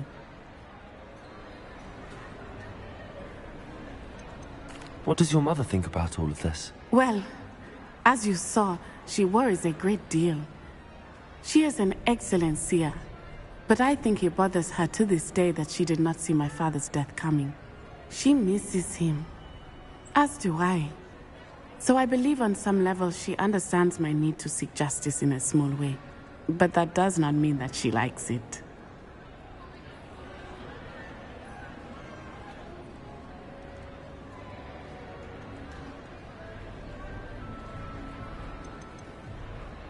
Do you think your father would approve of the things we've been doing? Oh my, that is a good question. In theory, yes. Although he would worry as my mother does. But I think he, of all people, would understand my persistence. My father never shied away from a fight for good, no matter how ruthless the foe. And I think he would have enjoyed knowing that I had a compatriot like you. I'm sorry, Natty. I can't imagine what you've been through. Your father sounds exceptional. He was. Truly extraordinary. And thank you for your kind words. We all have our burdens. My father had a saying about that. Yes, I remember. Rain does not fall on one roof alone. Exactly. Soon you and I will put an end to the Ashwinders, beginning with Harlow. And once he is gone, we will turn our attention to Rookwood. We are making progress, and we will succeed. Thank you again for saving me. You deserve all of the praise you have received.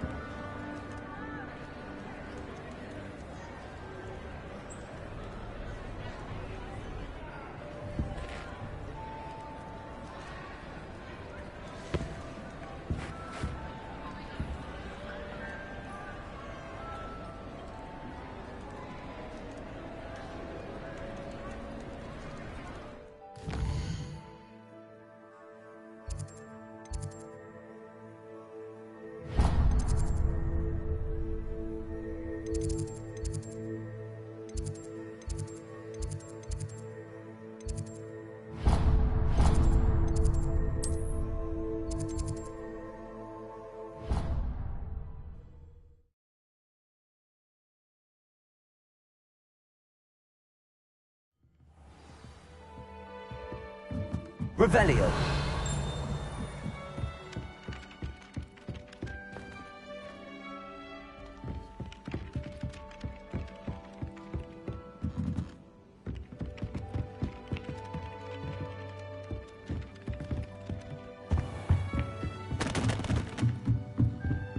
Accio. Aloha Mora.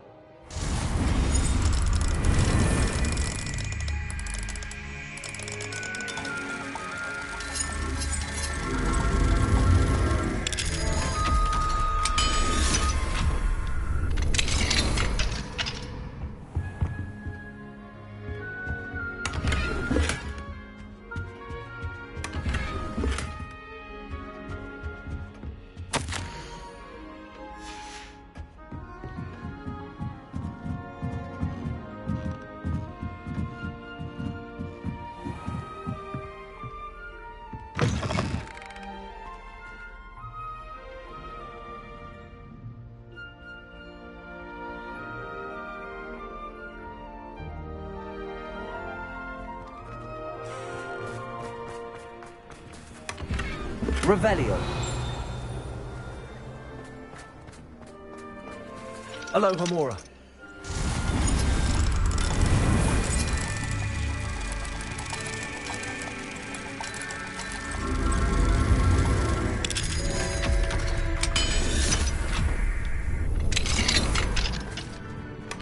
Revelio.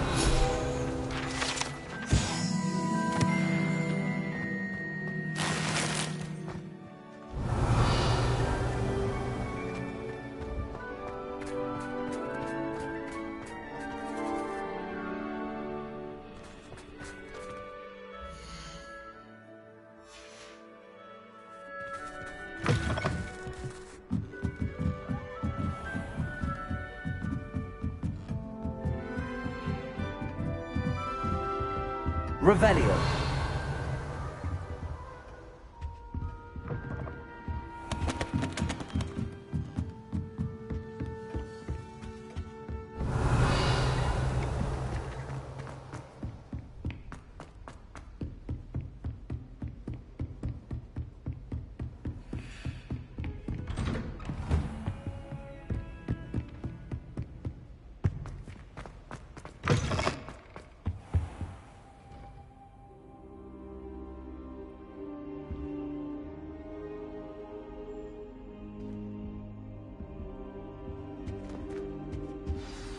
Professor Fig, the Keepers have shown me where the next trial is. Has something changed? Lodgok and I have learned that the goblins are searching for another repository, like the one we saw at Rookwood Castle.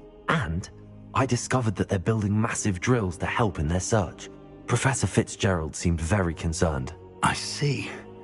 Ranrock clearly knows even more than we suspected. And sir, there's something else. Lodgok knew Miriam. He knew Miriam? They encountered each other at Rookwood Castle. She was doing research. That's where she found the container with the portkey. He liked her so much that he let her leave with it, despite orders from Ranrock. I don't know what to say. She could win over almost anyone. I want to hear more of this. And, in fact, I'd like to speak with Lodgok directly. But we've no time now. Where is the next trial? Believe it or not, it's in the headmaster's office. Incredible. Very well. You'll need the password to get past the stone gargoyle. The headmaster's house elf will know it. I don't know the headmaster's house elf. Will he even speak to me? I imagine he's loyal to the headmaster. He is. So you'll need a disguise. I have just the thing. A polyjuice potion. You'll look and sound like Professor Black. Wait, doesn't polyjuice potion require a bit of the person you want to change into? And take ages to brew? It does. So how do you already have polyjuice potion to change into Professor Black? One never knows when such a thing may come in handy. Let's just say I felt the need to be prepared for anything after my fruitless trip to the Ministry on his behalf. Now, time is of the essence. Drink up and I shall explain more.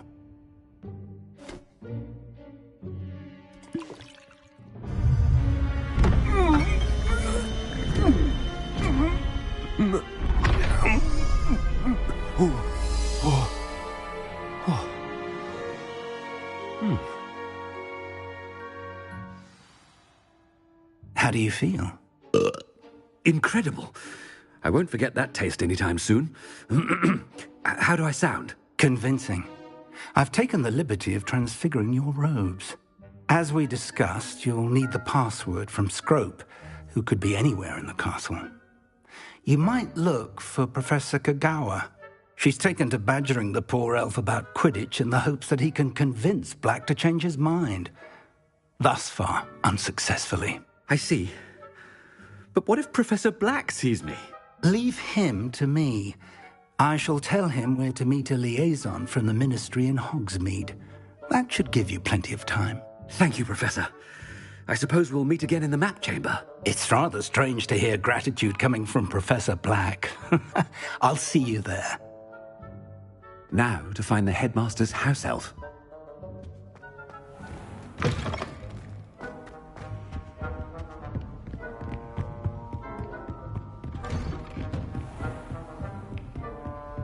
Do you have a moment, Professor? Professor, I was hoping to catch you. Places to be, Professor Sharp. Places to be. Of course, sir. Only, you'd asked me about a particular potion, and I did? I did, yes. Well, spit it out, Sharp. I don't have all day. Probably best not to discuss it here, sir. I assure you, Sharp, you may speak freely. Very well. I've brewed the cure for boils you wanted. I can drop it by your office when it's convenient. Of course, yes. No need for all the cloak and dagger. Simply have a student deliver it. A student? Very well, sir, if you insist. I do. And thank you, Sharp. I just hope you've brewed enough for all my boils. Now, to determine which student gets this... I haven't time for any of you at the moment. None. None at all. Move aside.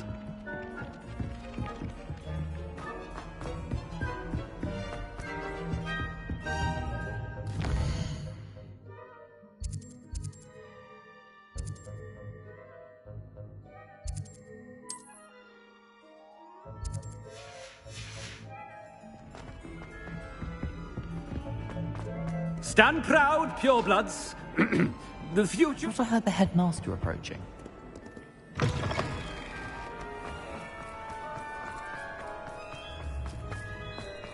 Yeah.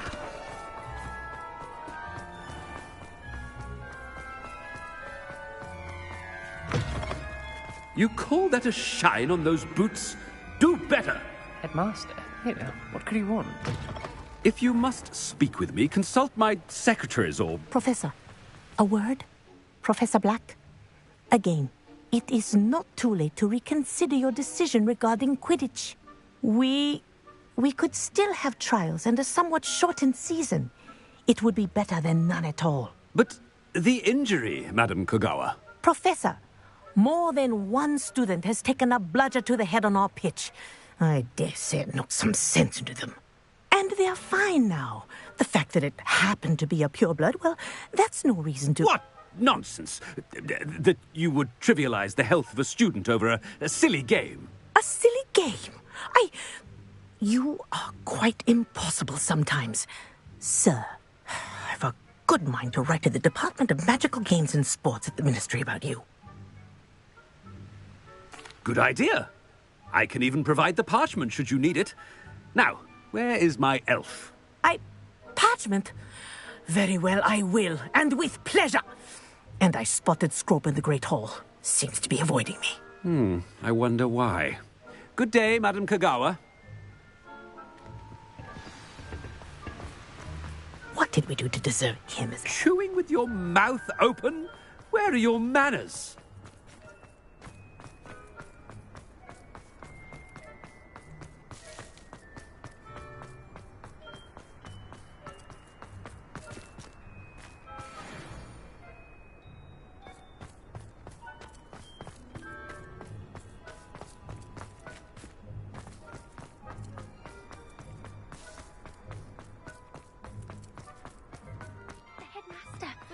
hope it's not about anything I've been doing. Miss Broom, a word. Oh, Professor, this is an interesting surprise. Remind me of your area of affinity, Broom. OWLs are swift. Charms, sir. Non-verbal spells. Might work on... Well, keep at it, Broom. And before you know it, you'll be as invisible as that new fifth year seems to be. They're not invisible, sir. I've seen them near the library. In fact, they help me with my...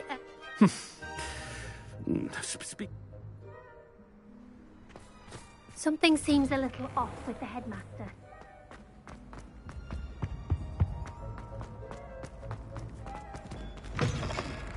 Has anyone seen my ivory-handled hand mirror? Of course. Professor, I need to speak to you. Hello, Professor Black. Ah, Professor Weasley. How delightful to see you. Sir? Since I have you here, I wonder if I might, speak with you about Professor Fig. Oh, very well. I've decided to give him a bit more, leeway with his time. Leeway, Professor? Are you sure that's wise? I confess I do worry for his students. He's rarely here as it is. Ah, well, yes. He's handling some official ministry business for me. I see. But, sir, if I may, I am wary of how much time the new fifth year seems to be spending away from the castle, supposedly on Professor Fig's behalf. I've heard unsettling rumors of their escapades. Everything from sneaking into the Forbidden Forest to confronting Ranrock's loyalists and Rookwood's lot. What? Goodness. You cannot believe everything you hear, Professor. No, you cannot. I mean, I shall keep an eye on Fig. You simply keep doing the wonderful job that you're doing. Simply wonderful. Thank you. But I'm happy to look into... Good. That'll be all, Weasley. I mean, Professor Weasley. Good day. A wonderful job. Leeway for Professor Fig. I shall know. That ought to give Professor Fig some breathing. Professor Black is happy with Scrope's performance as his house... Scrope! Oh, greetings, Master. Remind me of the password to my office. Oh, but Master made Scrope swear never to tell anyone, even Master himself. How dare you question me? I've a mind to give you a matching set of ears. Yes, sir. Of course, sir. Scrope begs forgiveness. It is the Black family motto, Master. Right. Of course. Master does remember it. It's pure bloods forever, isn't it? Close, Master. Scrope thinks Master is indeed testing Scrope. It is always pure. Obviously. And, of course, as Master knows, in French. Yes, of course. I order you to pronounce it for me. Oh, but Master knows that Scrope's French is most pitiful. Oh, very well. Toujours pur. Ha! Thank you. Never speak of this conversation with me or anyone else. Of course, sir. Scrope shall try his best to keep out of Master's way. Ahem. The polyjuice potion's wearing off. I best get out of sight.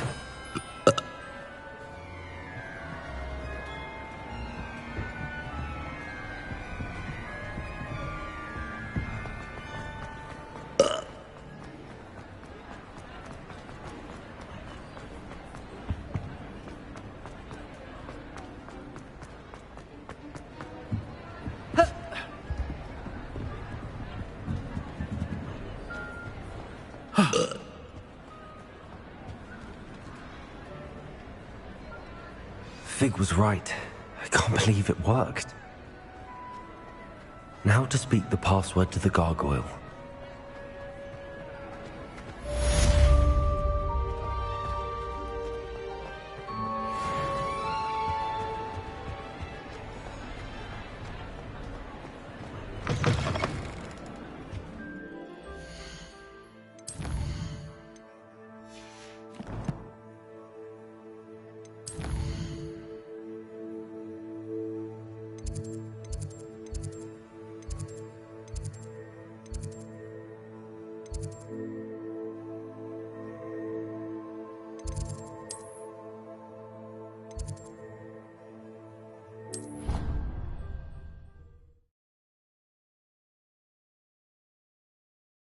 Off on another adventure, are we?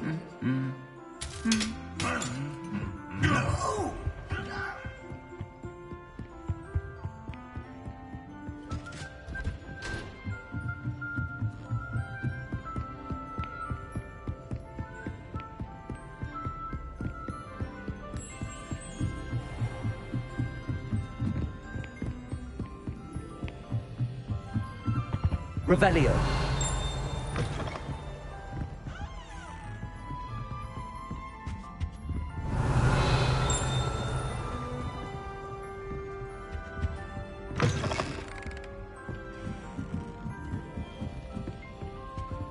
Aloha Mora.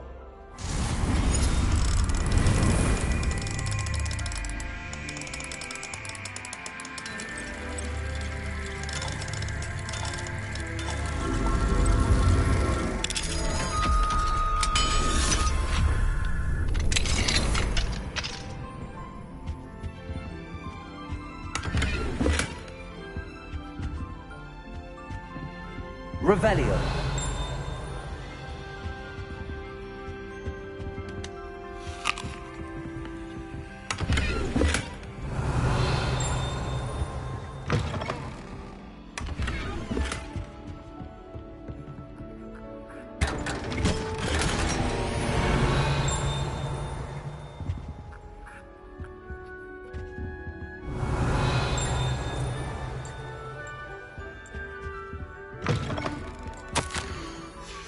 Revelio.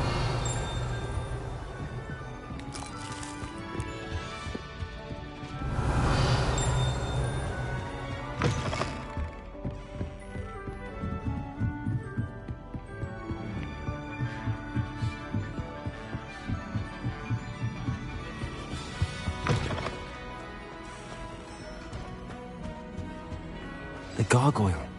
That's where I need to speak the password. Toujours pure.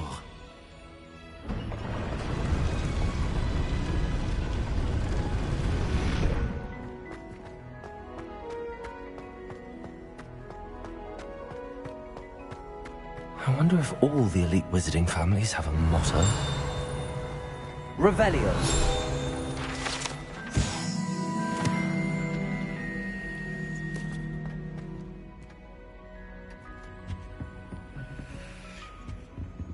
Aloha Mora.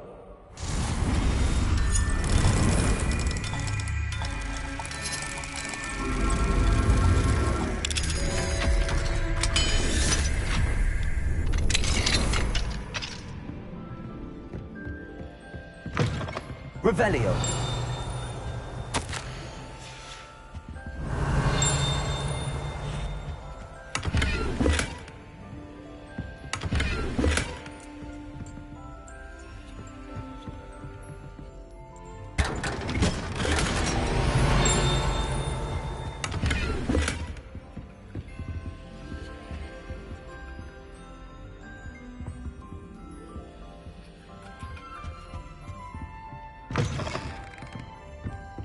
Revelio.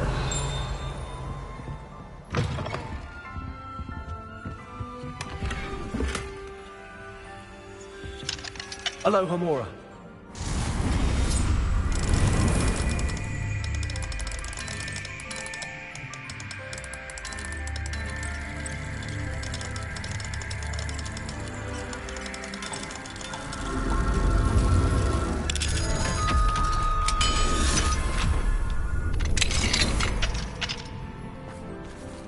Revelio.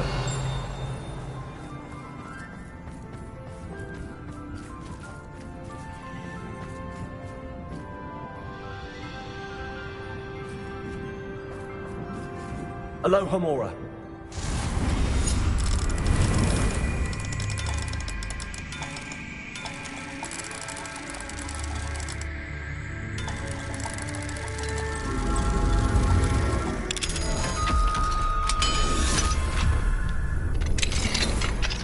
Revelio.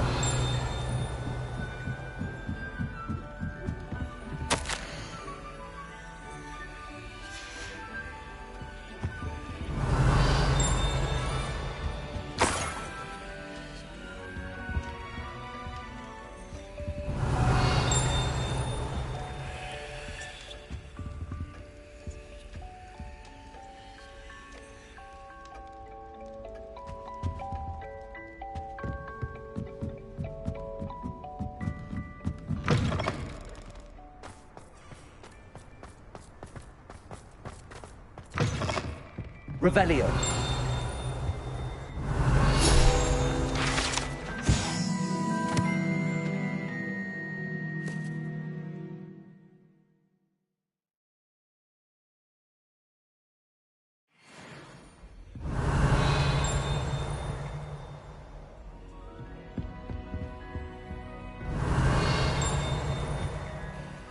It's good to see you. All thanks to Professor Fig's quick thinking. Now what? Approach the pedestal in the antechamber and read the book that appears. What can I expect to find in the book? A story. I cannot say more. You may recognize some elements of it, as I was inspired by a tale with which many wizarding children are familiar. I suspect there will be more to this than reading a book. Your suspicions are correct. We shall speak when you are finished. Has this been under the headmaster's nose all this time? Revelio.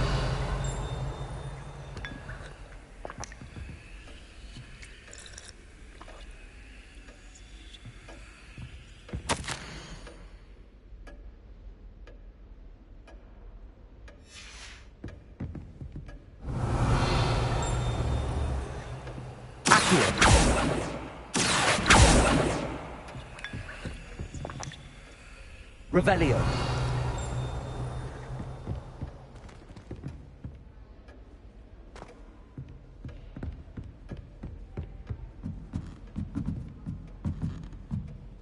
That must be the pedestal.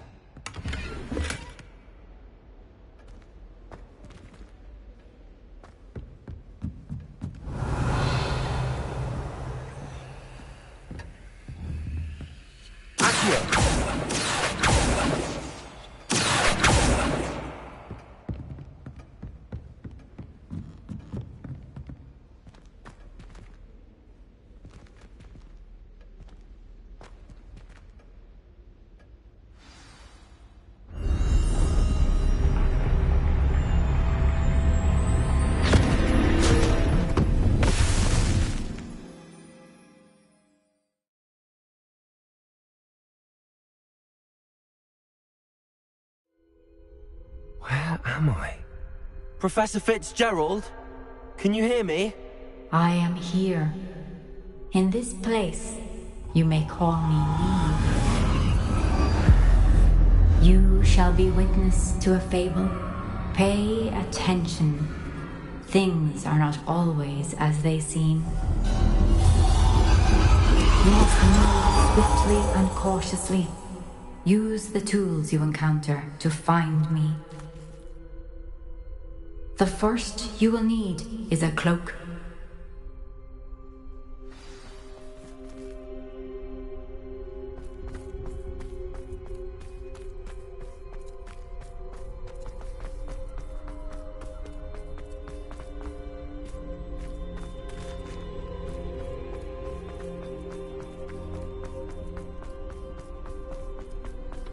In this place, as in life, death takes many forms.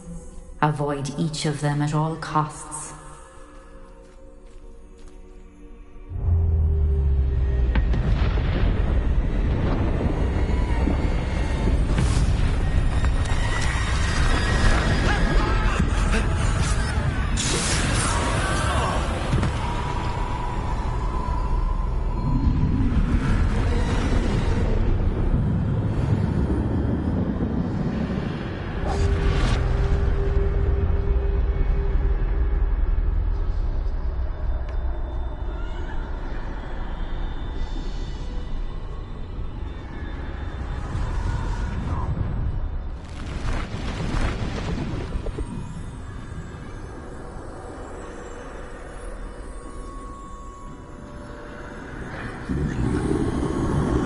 I should have run when I could.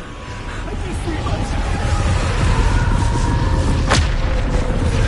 Let's move while I can. Neve must be here somewhere. I need to time this just right.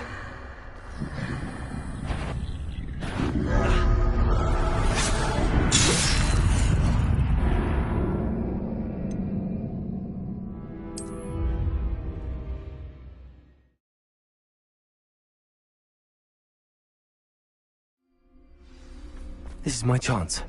I'm coming, Neve.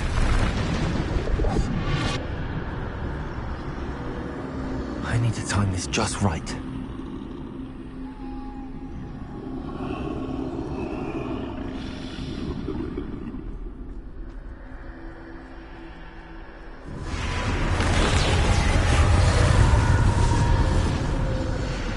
I see. A staircase straight ahead.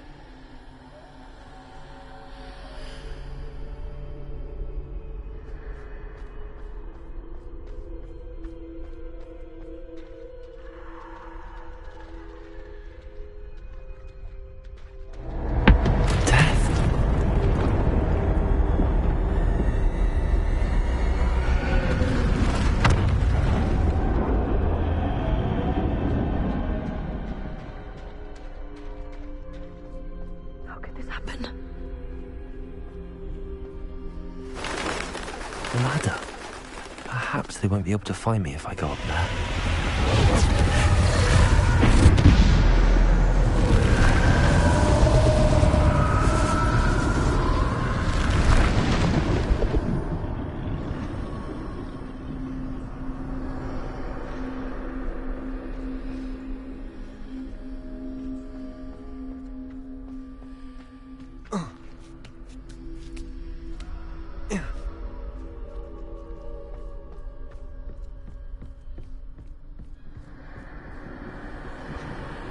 They're gone.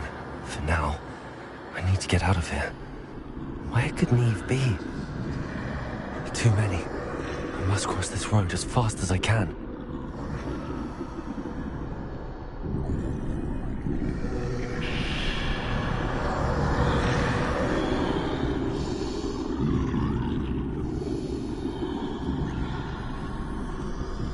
That's where I need to go, but I need to find a way past them.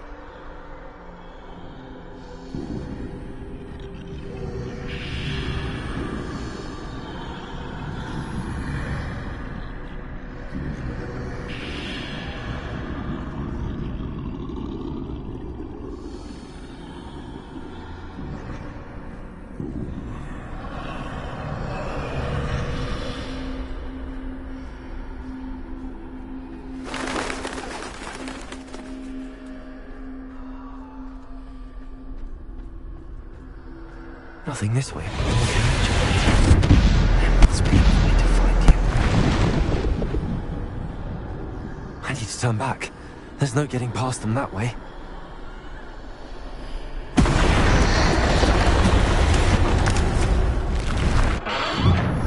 Closed tight.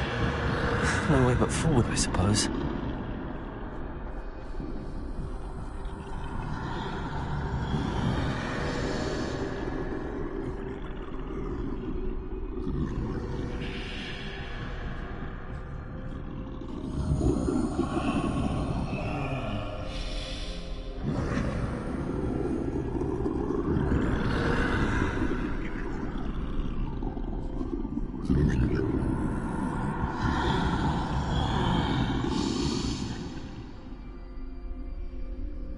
Now's my chance.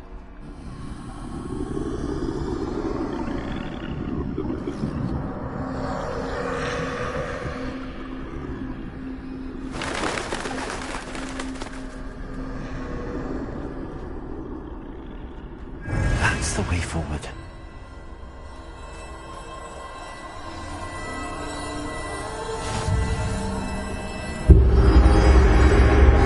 Can this be? I think I'm invisible.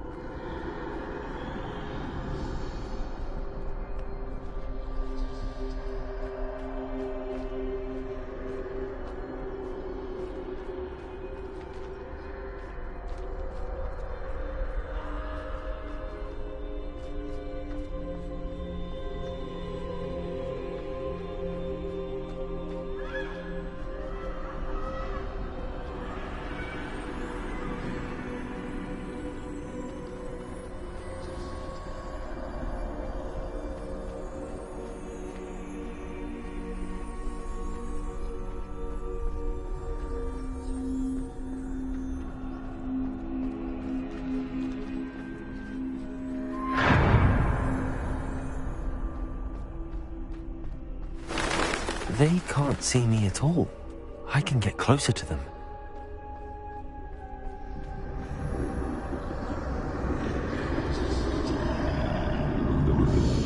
This is the way forward.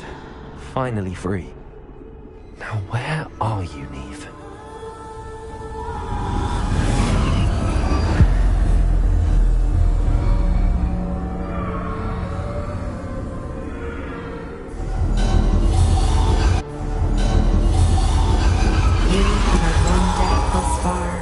But have yet to find me. Keep searching, but this time you will be unable to hide. Wield the wand you see before you. Do not squander its extraordinary power.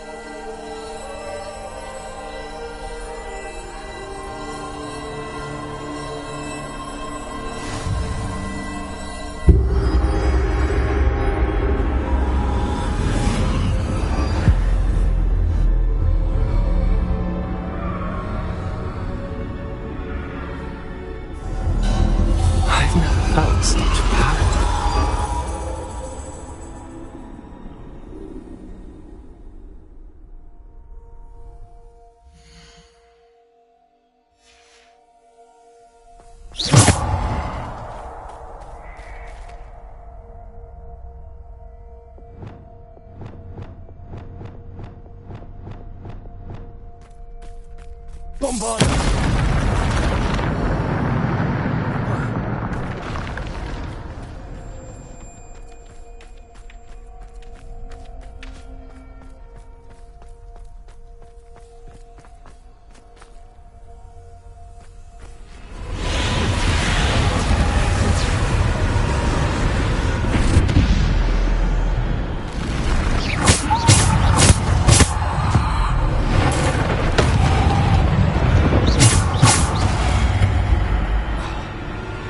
Defender, Bombarder. Descendo, Depulsor. Defender, Bombarder.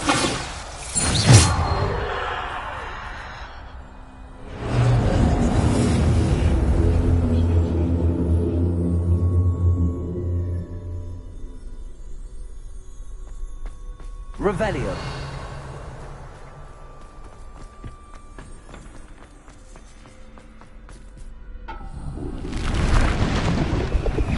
Descendo.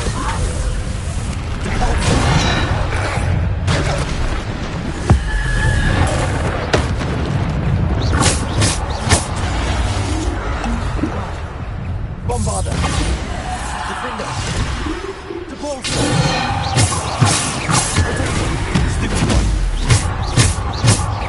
Descendo.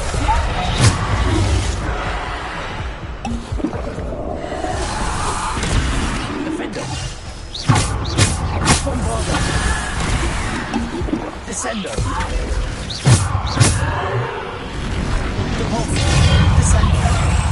Depulsor. Defender. Bombarder. Descendo.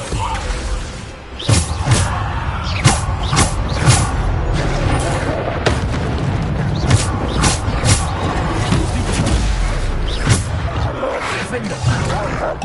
Bombarder.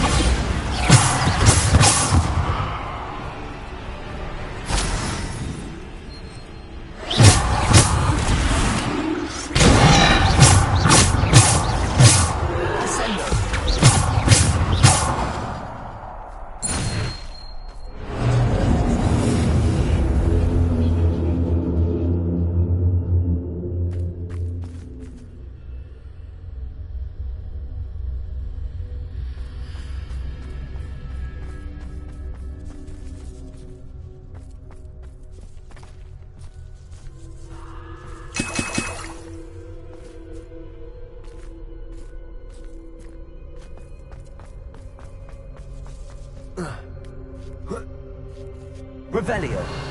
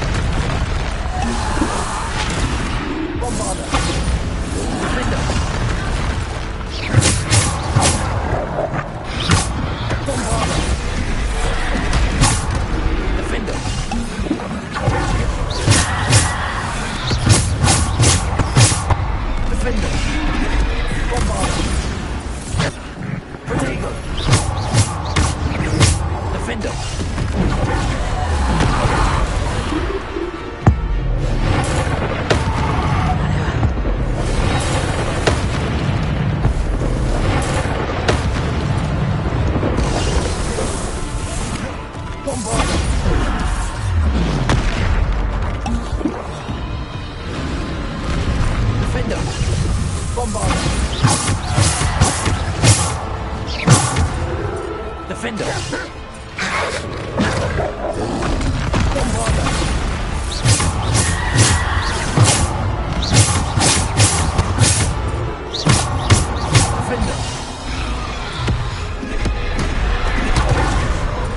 Bombarder! Defender!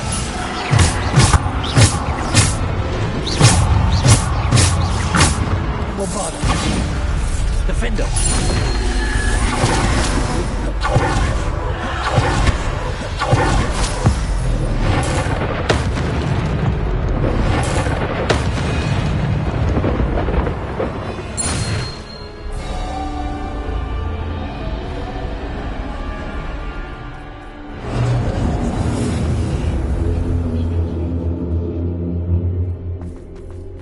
Revelio.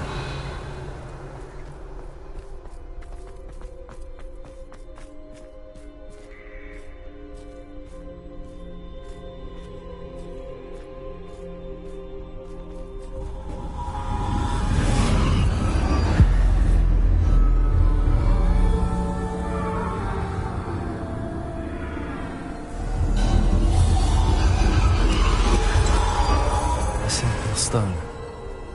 This must be for me.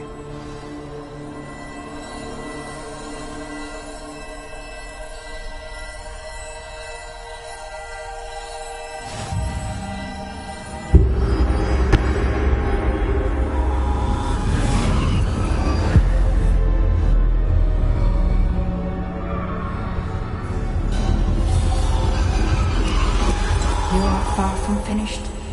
Pass through the mourners ahead. Nothing is what it seems.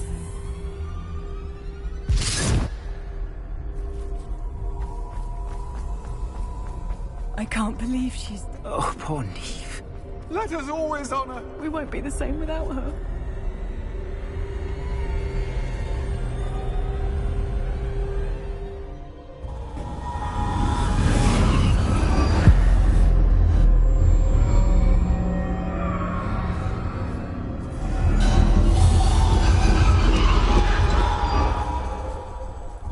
You found me, but you cannot undo what has been done. The magic of the stone can only conjure a shadow of my former self.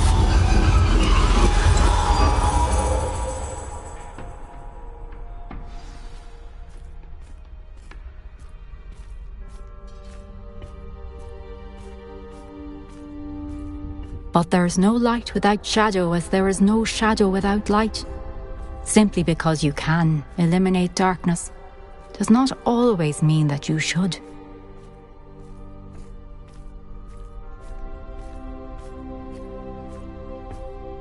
Remember that as you witness my memory.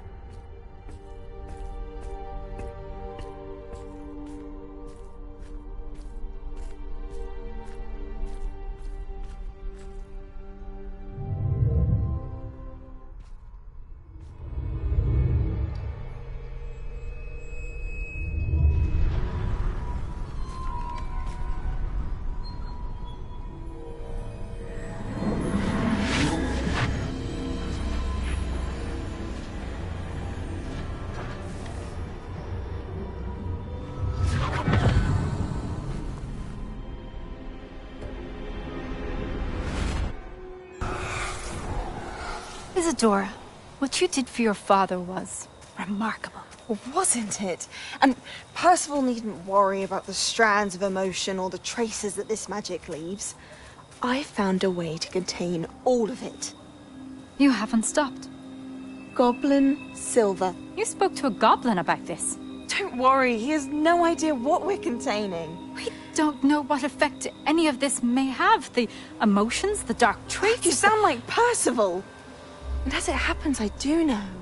It is a source of strength, of focus. Somehow it enhances my ability to wield magic. I don't follow, Isadora.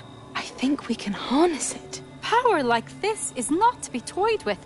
In the wrong hands, You saw what I did for my father. Oh, Neve, imagine the good we could do. Everyone is in some kind of pain.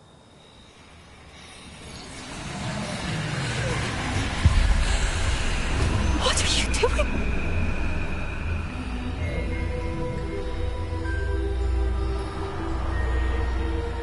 sucked in. Can you feel it? Oh, Isadora. This must stop. All of it.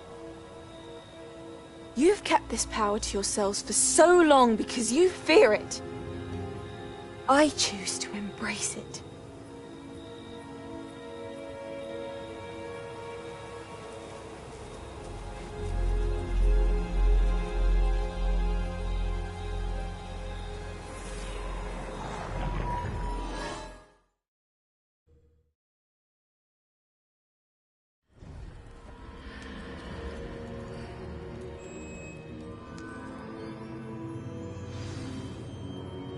Revelio.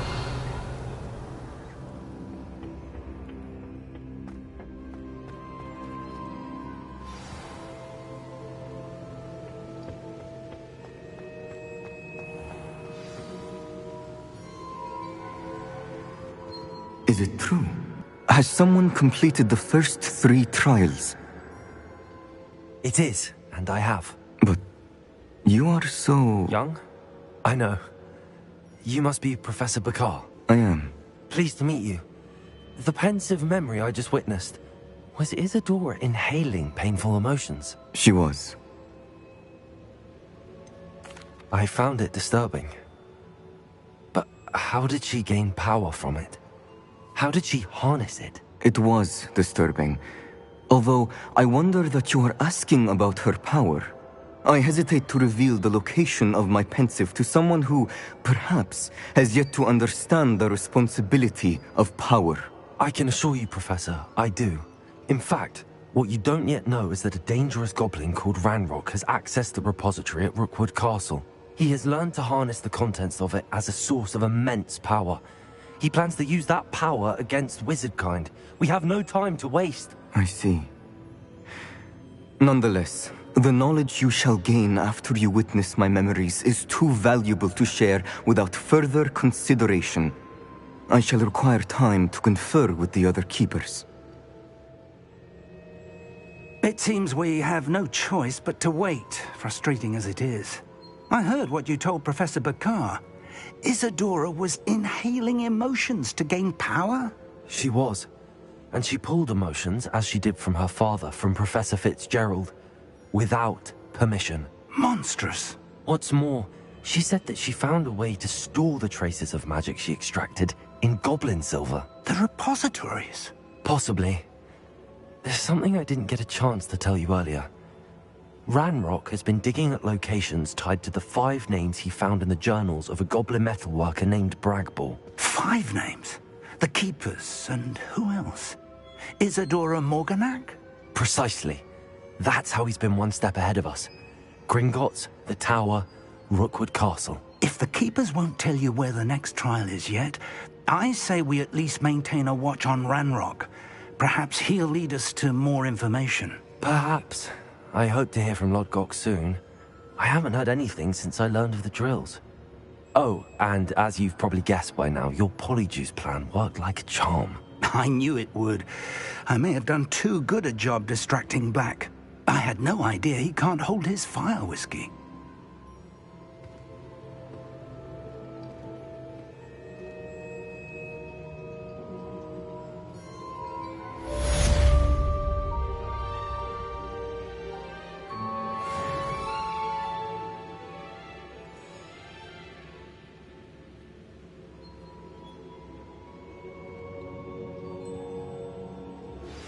I shouldn't have reacted so bitterly about your goblin friend. I apologize. I hope we can finish what we started with the triptych. Please meet me at the southern coast. We can search for the final canvas piece.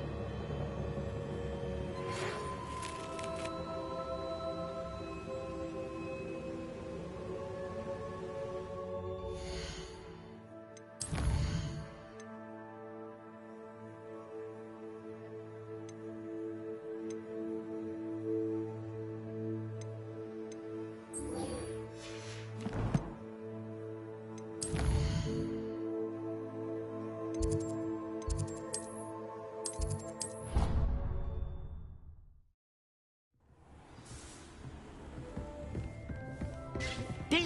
has some exciting news to share.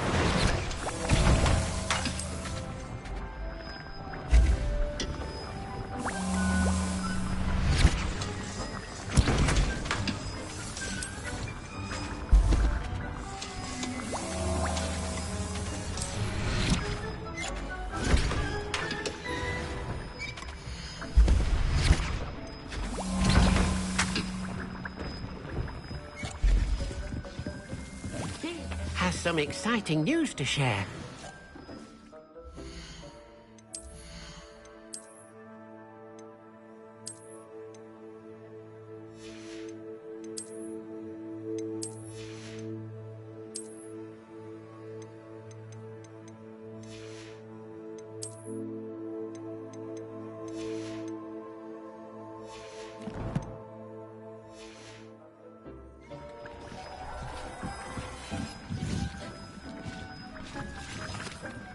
Hello, Deke. Professor Weasley said you had an idea. Indeed, Deke does. Deke knows that you want to learn about all sorts of beasts, and Deke recently heard rumors of a phoenix nest in a nearby mountain. A phoenix nest? I wonder if it belongs to the phoenix gnat he mentioned, the one Harlow and the poacher pack are after. Deke would not doubt it. If Deke has heard of it, surely the nasty poachers have as well, which means it could be in danger. Well, I'd better go and rescue it then, hadn't I? Deke thinks so. So majestic a beast should not fall into such vile hands. Deke is not sure why, but Deke feels that saving a phoenix might help to make amends for what happened with Deke's prior master. Deke hopes that you are able to find the phoenix and bring it to the room where it will be safe.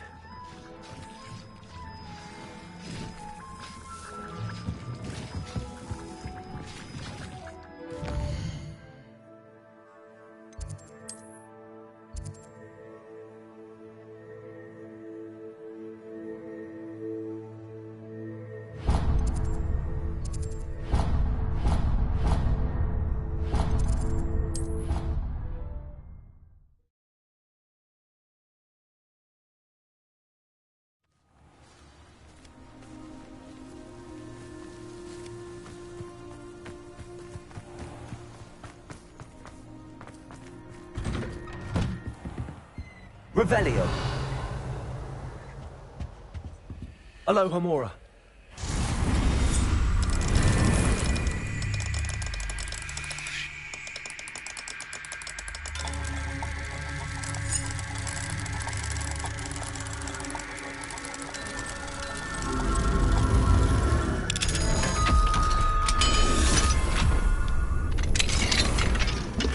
Revelio.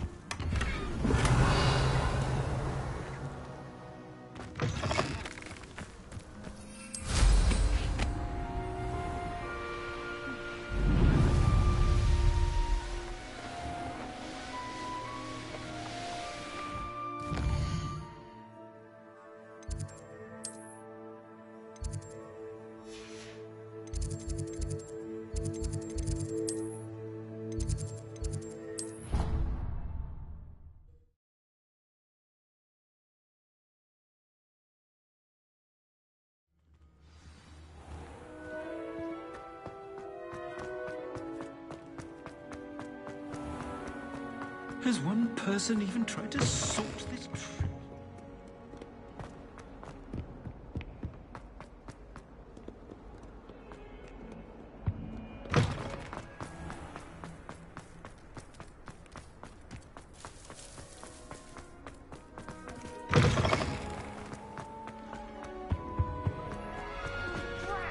I'm not ready for Professor Bin's lecture. I forgot my pillow.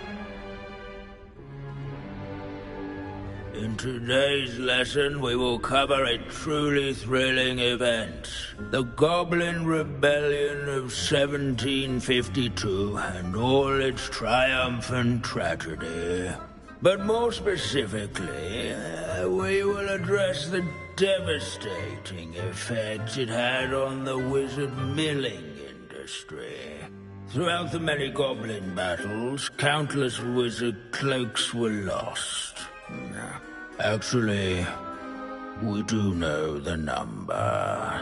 632. But history occurs outside the classroom. And look, it's time for my constitutional. One can practically osmose the history flowing through Hogwarts. I think the professor wants us to follow him. And now for a stroll to the Bell Tower entrance hall. Along with the rest of the castle, it was completed in the early Middle Ages. The hall and the bell towers that loom above it contain myriad interesting artifacts.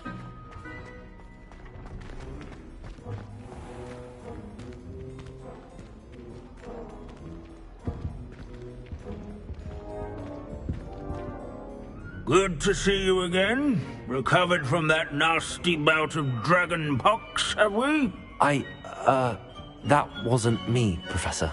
I'm new here. Are you? Well then, welcome.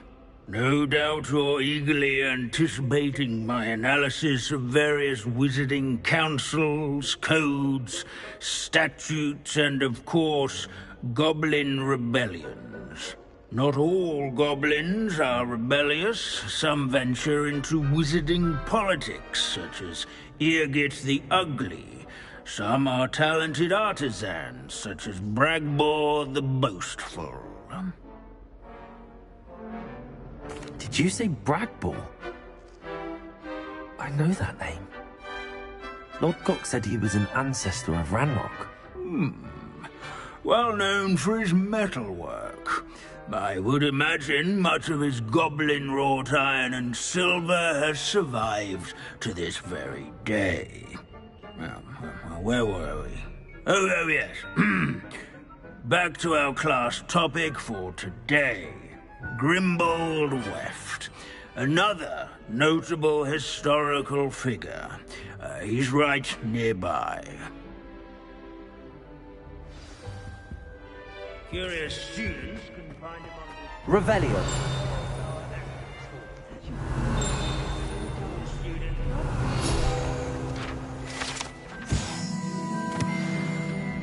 Oh yes, I see you found Grimbold Weft.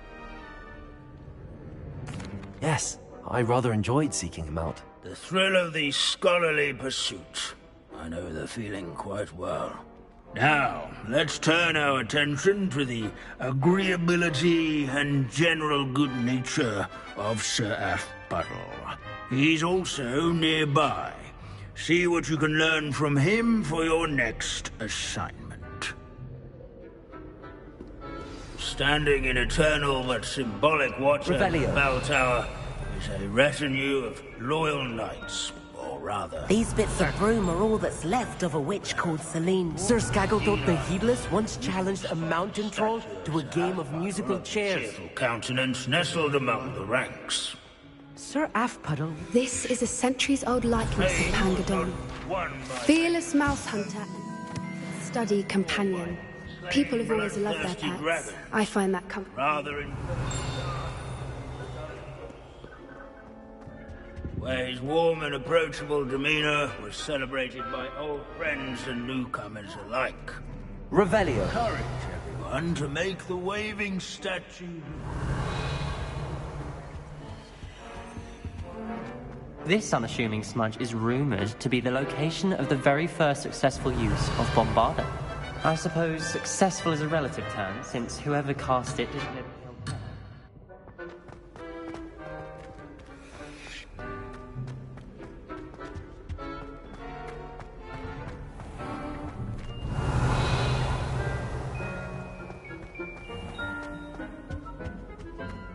until Revelio. Hogwarts is impervious, inexorable march of time. Perhaps that is why I admire it so.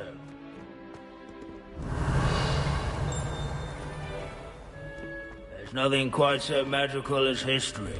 Dusty, immutable history.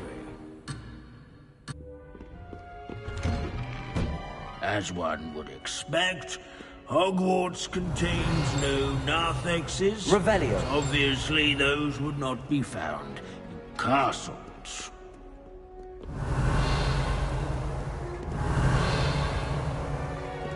In all the centuries that Hogwarts has... Where can I find that friendly knight you mentioned earlier? Oh yes, Sir Afpuddle, or rather the statue of Sir Afpuddle. It can be found amongst the other statues of knights. It's easy to identify, as it's been enchanted to wave at those who take the time to seek it out.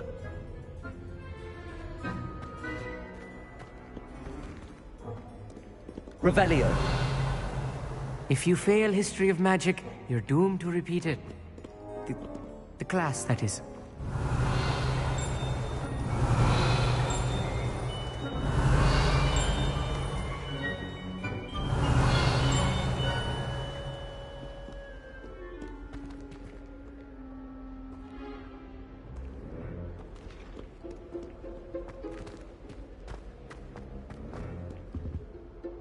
Revelio.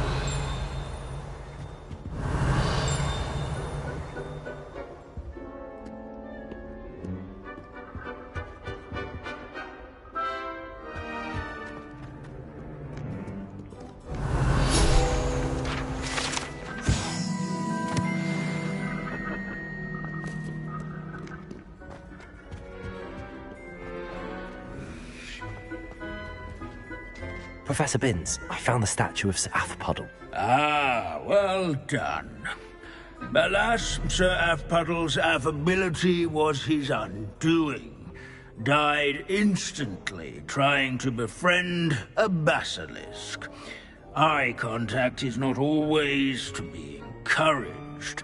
So beloved was he that even some goblins mourned his passing. Of course, that did not bode well with the rest of the goblins, most of whom could not abide mourning the loss of a wizard.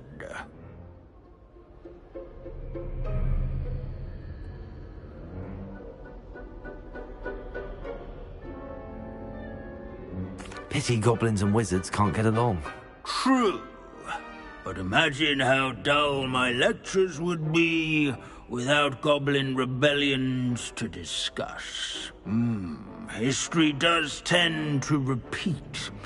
It is a series of patterns, a thought both comforting and disconcerting.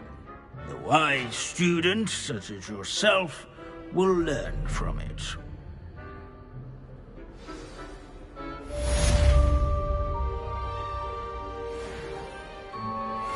History is written by those who do their schoolwork.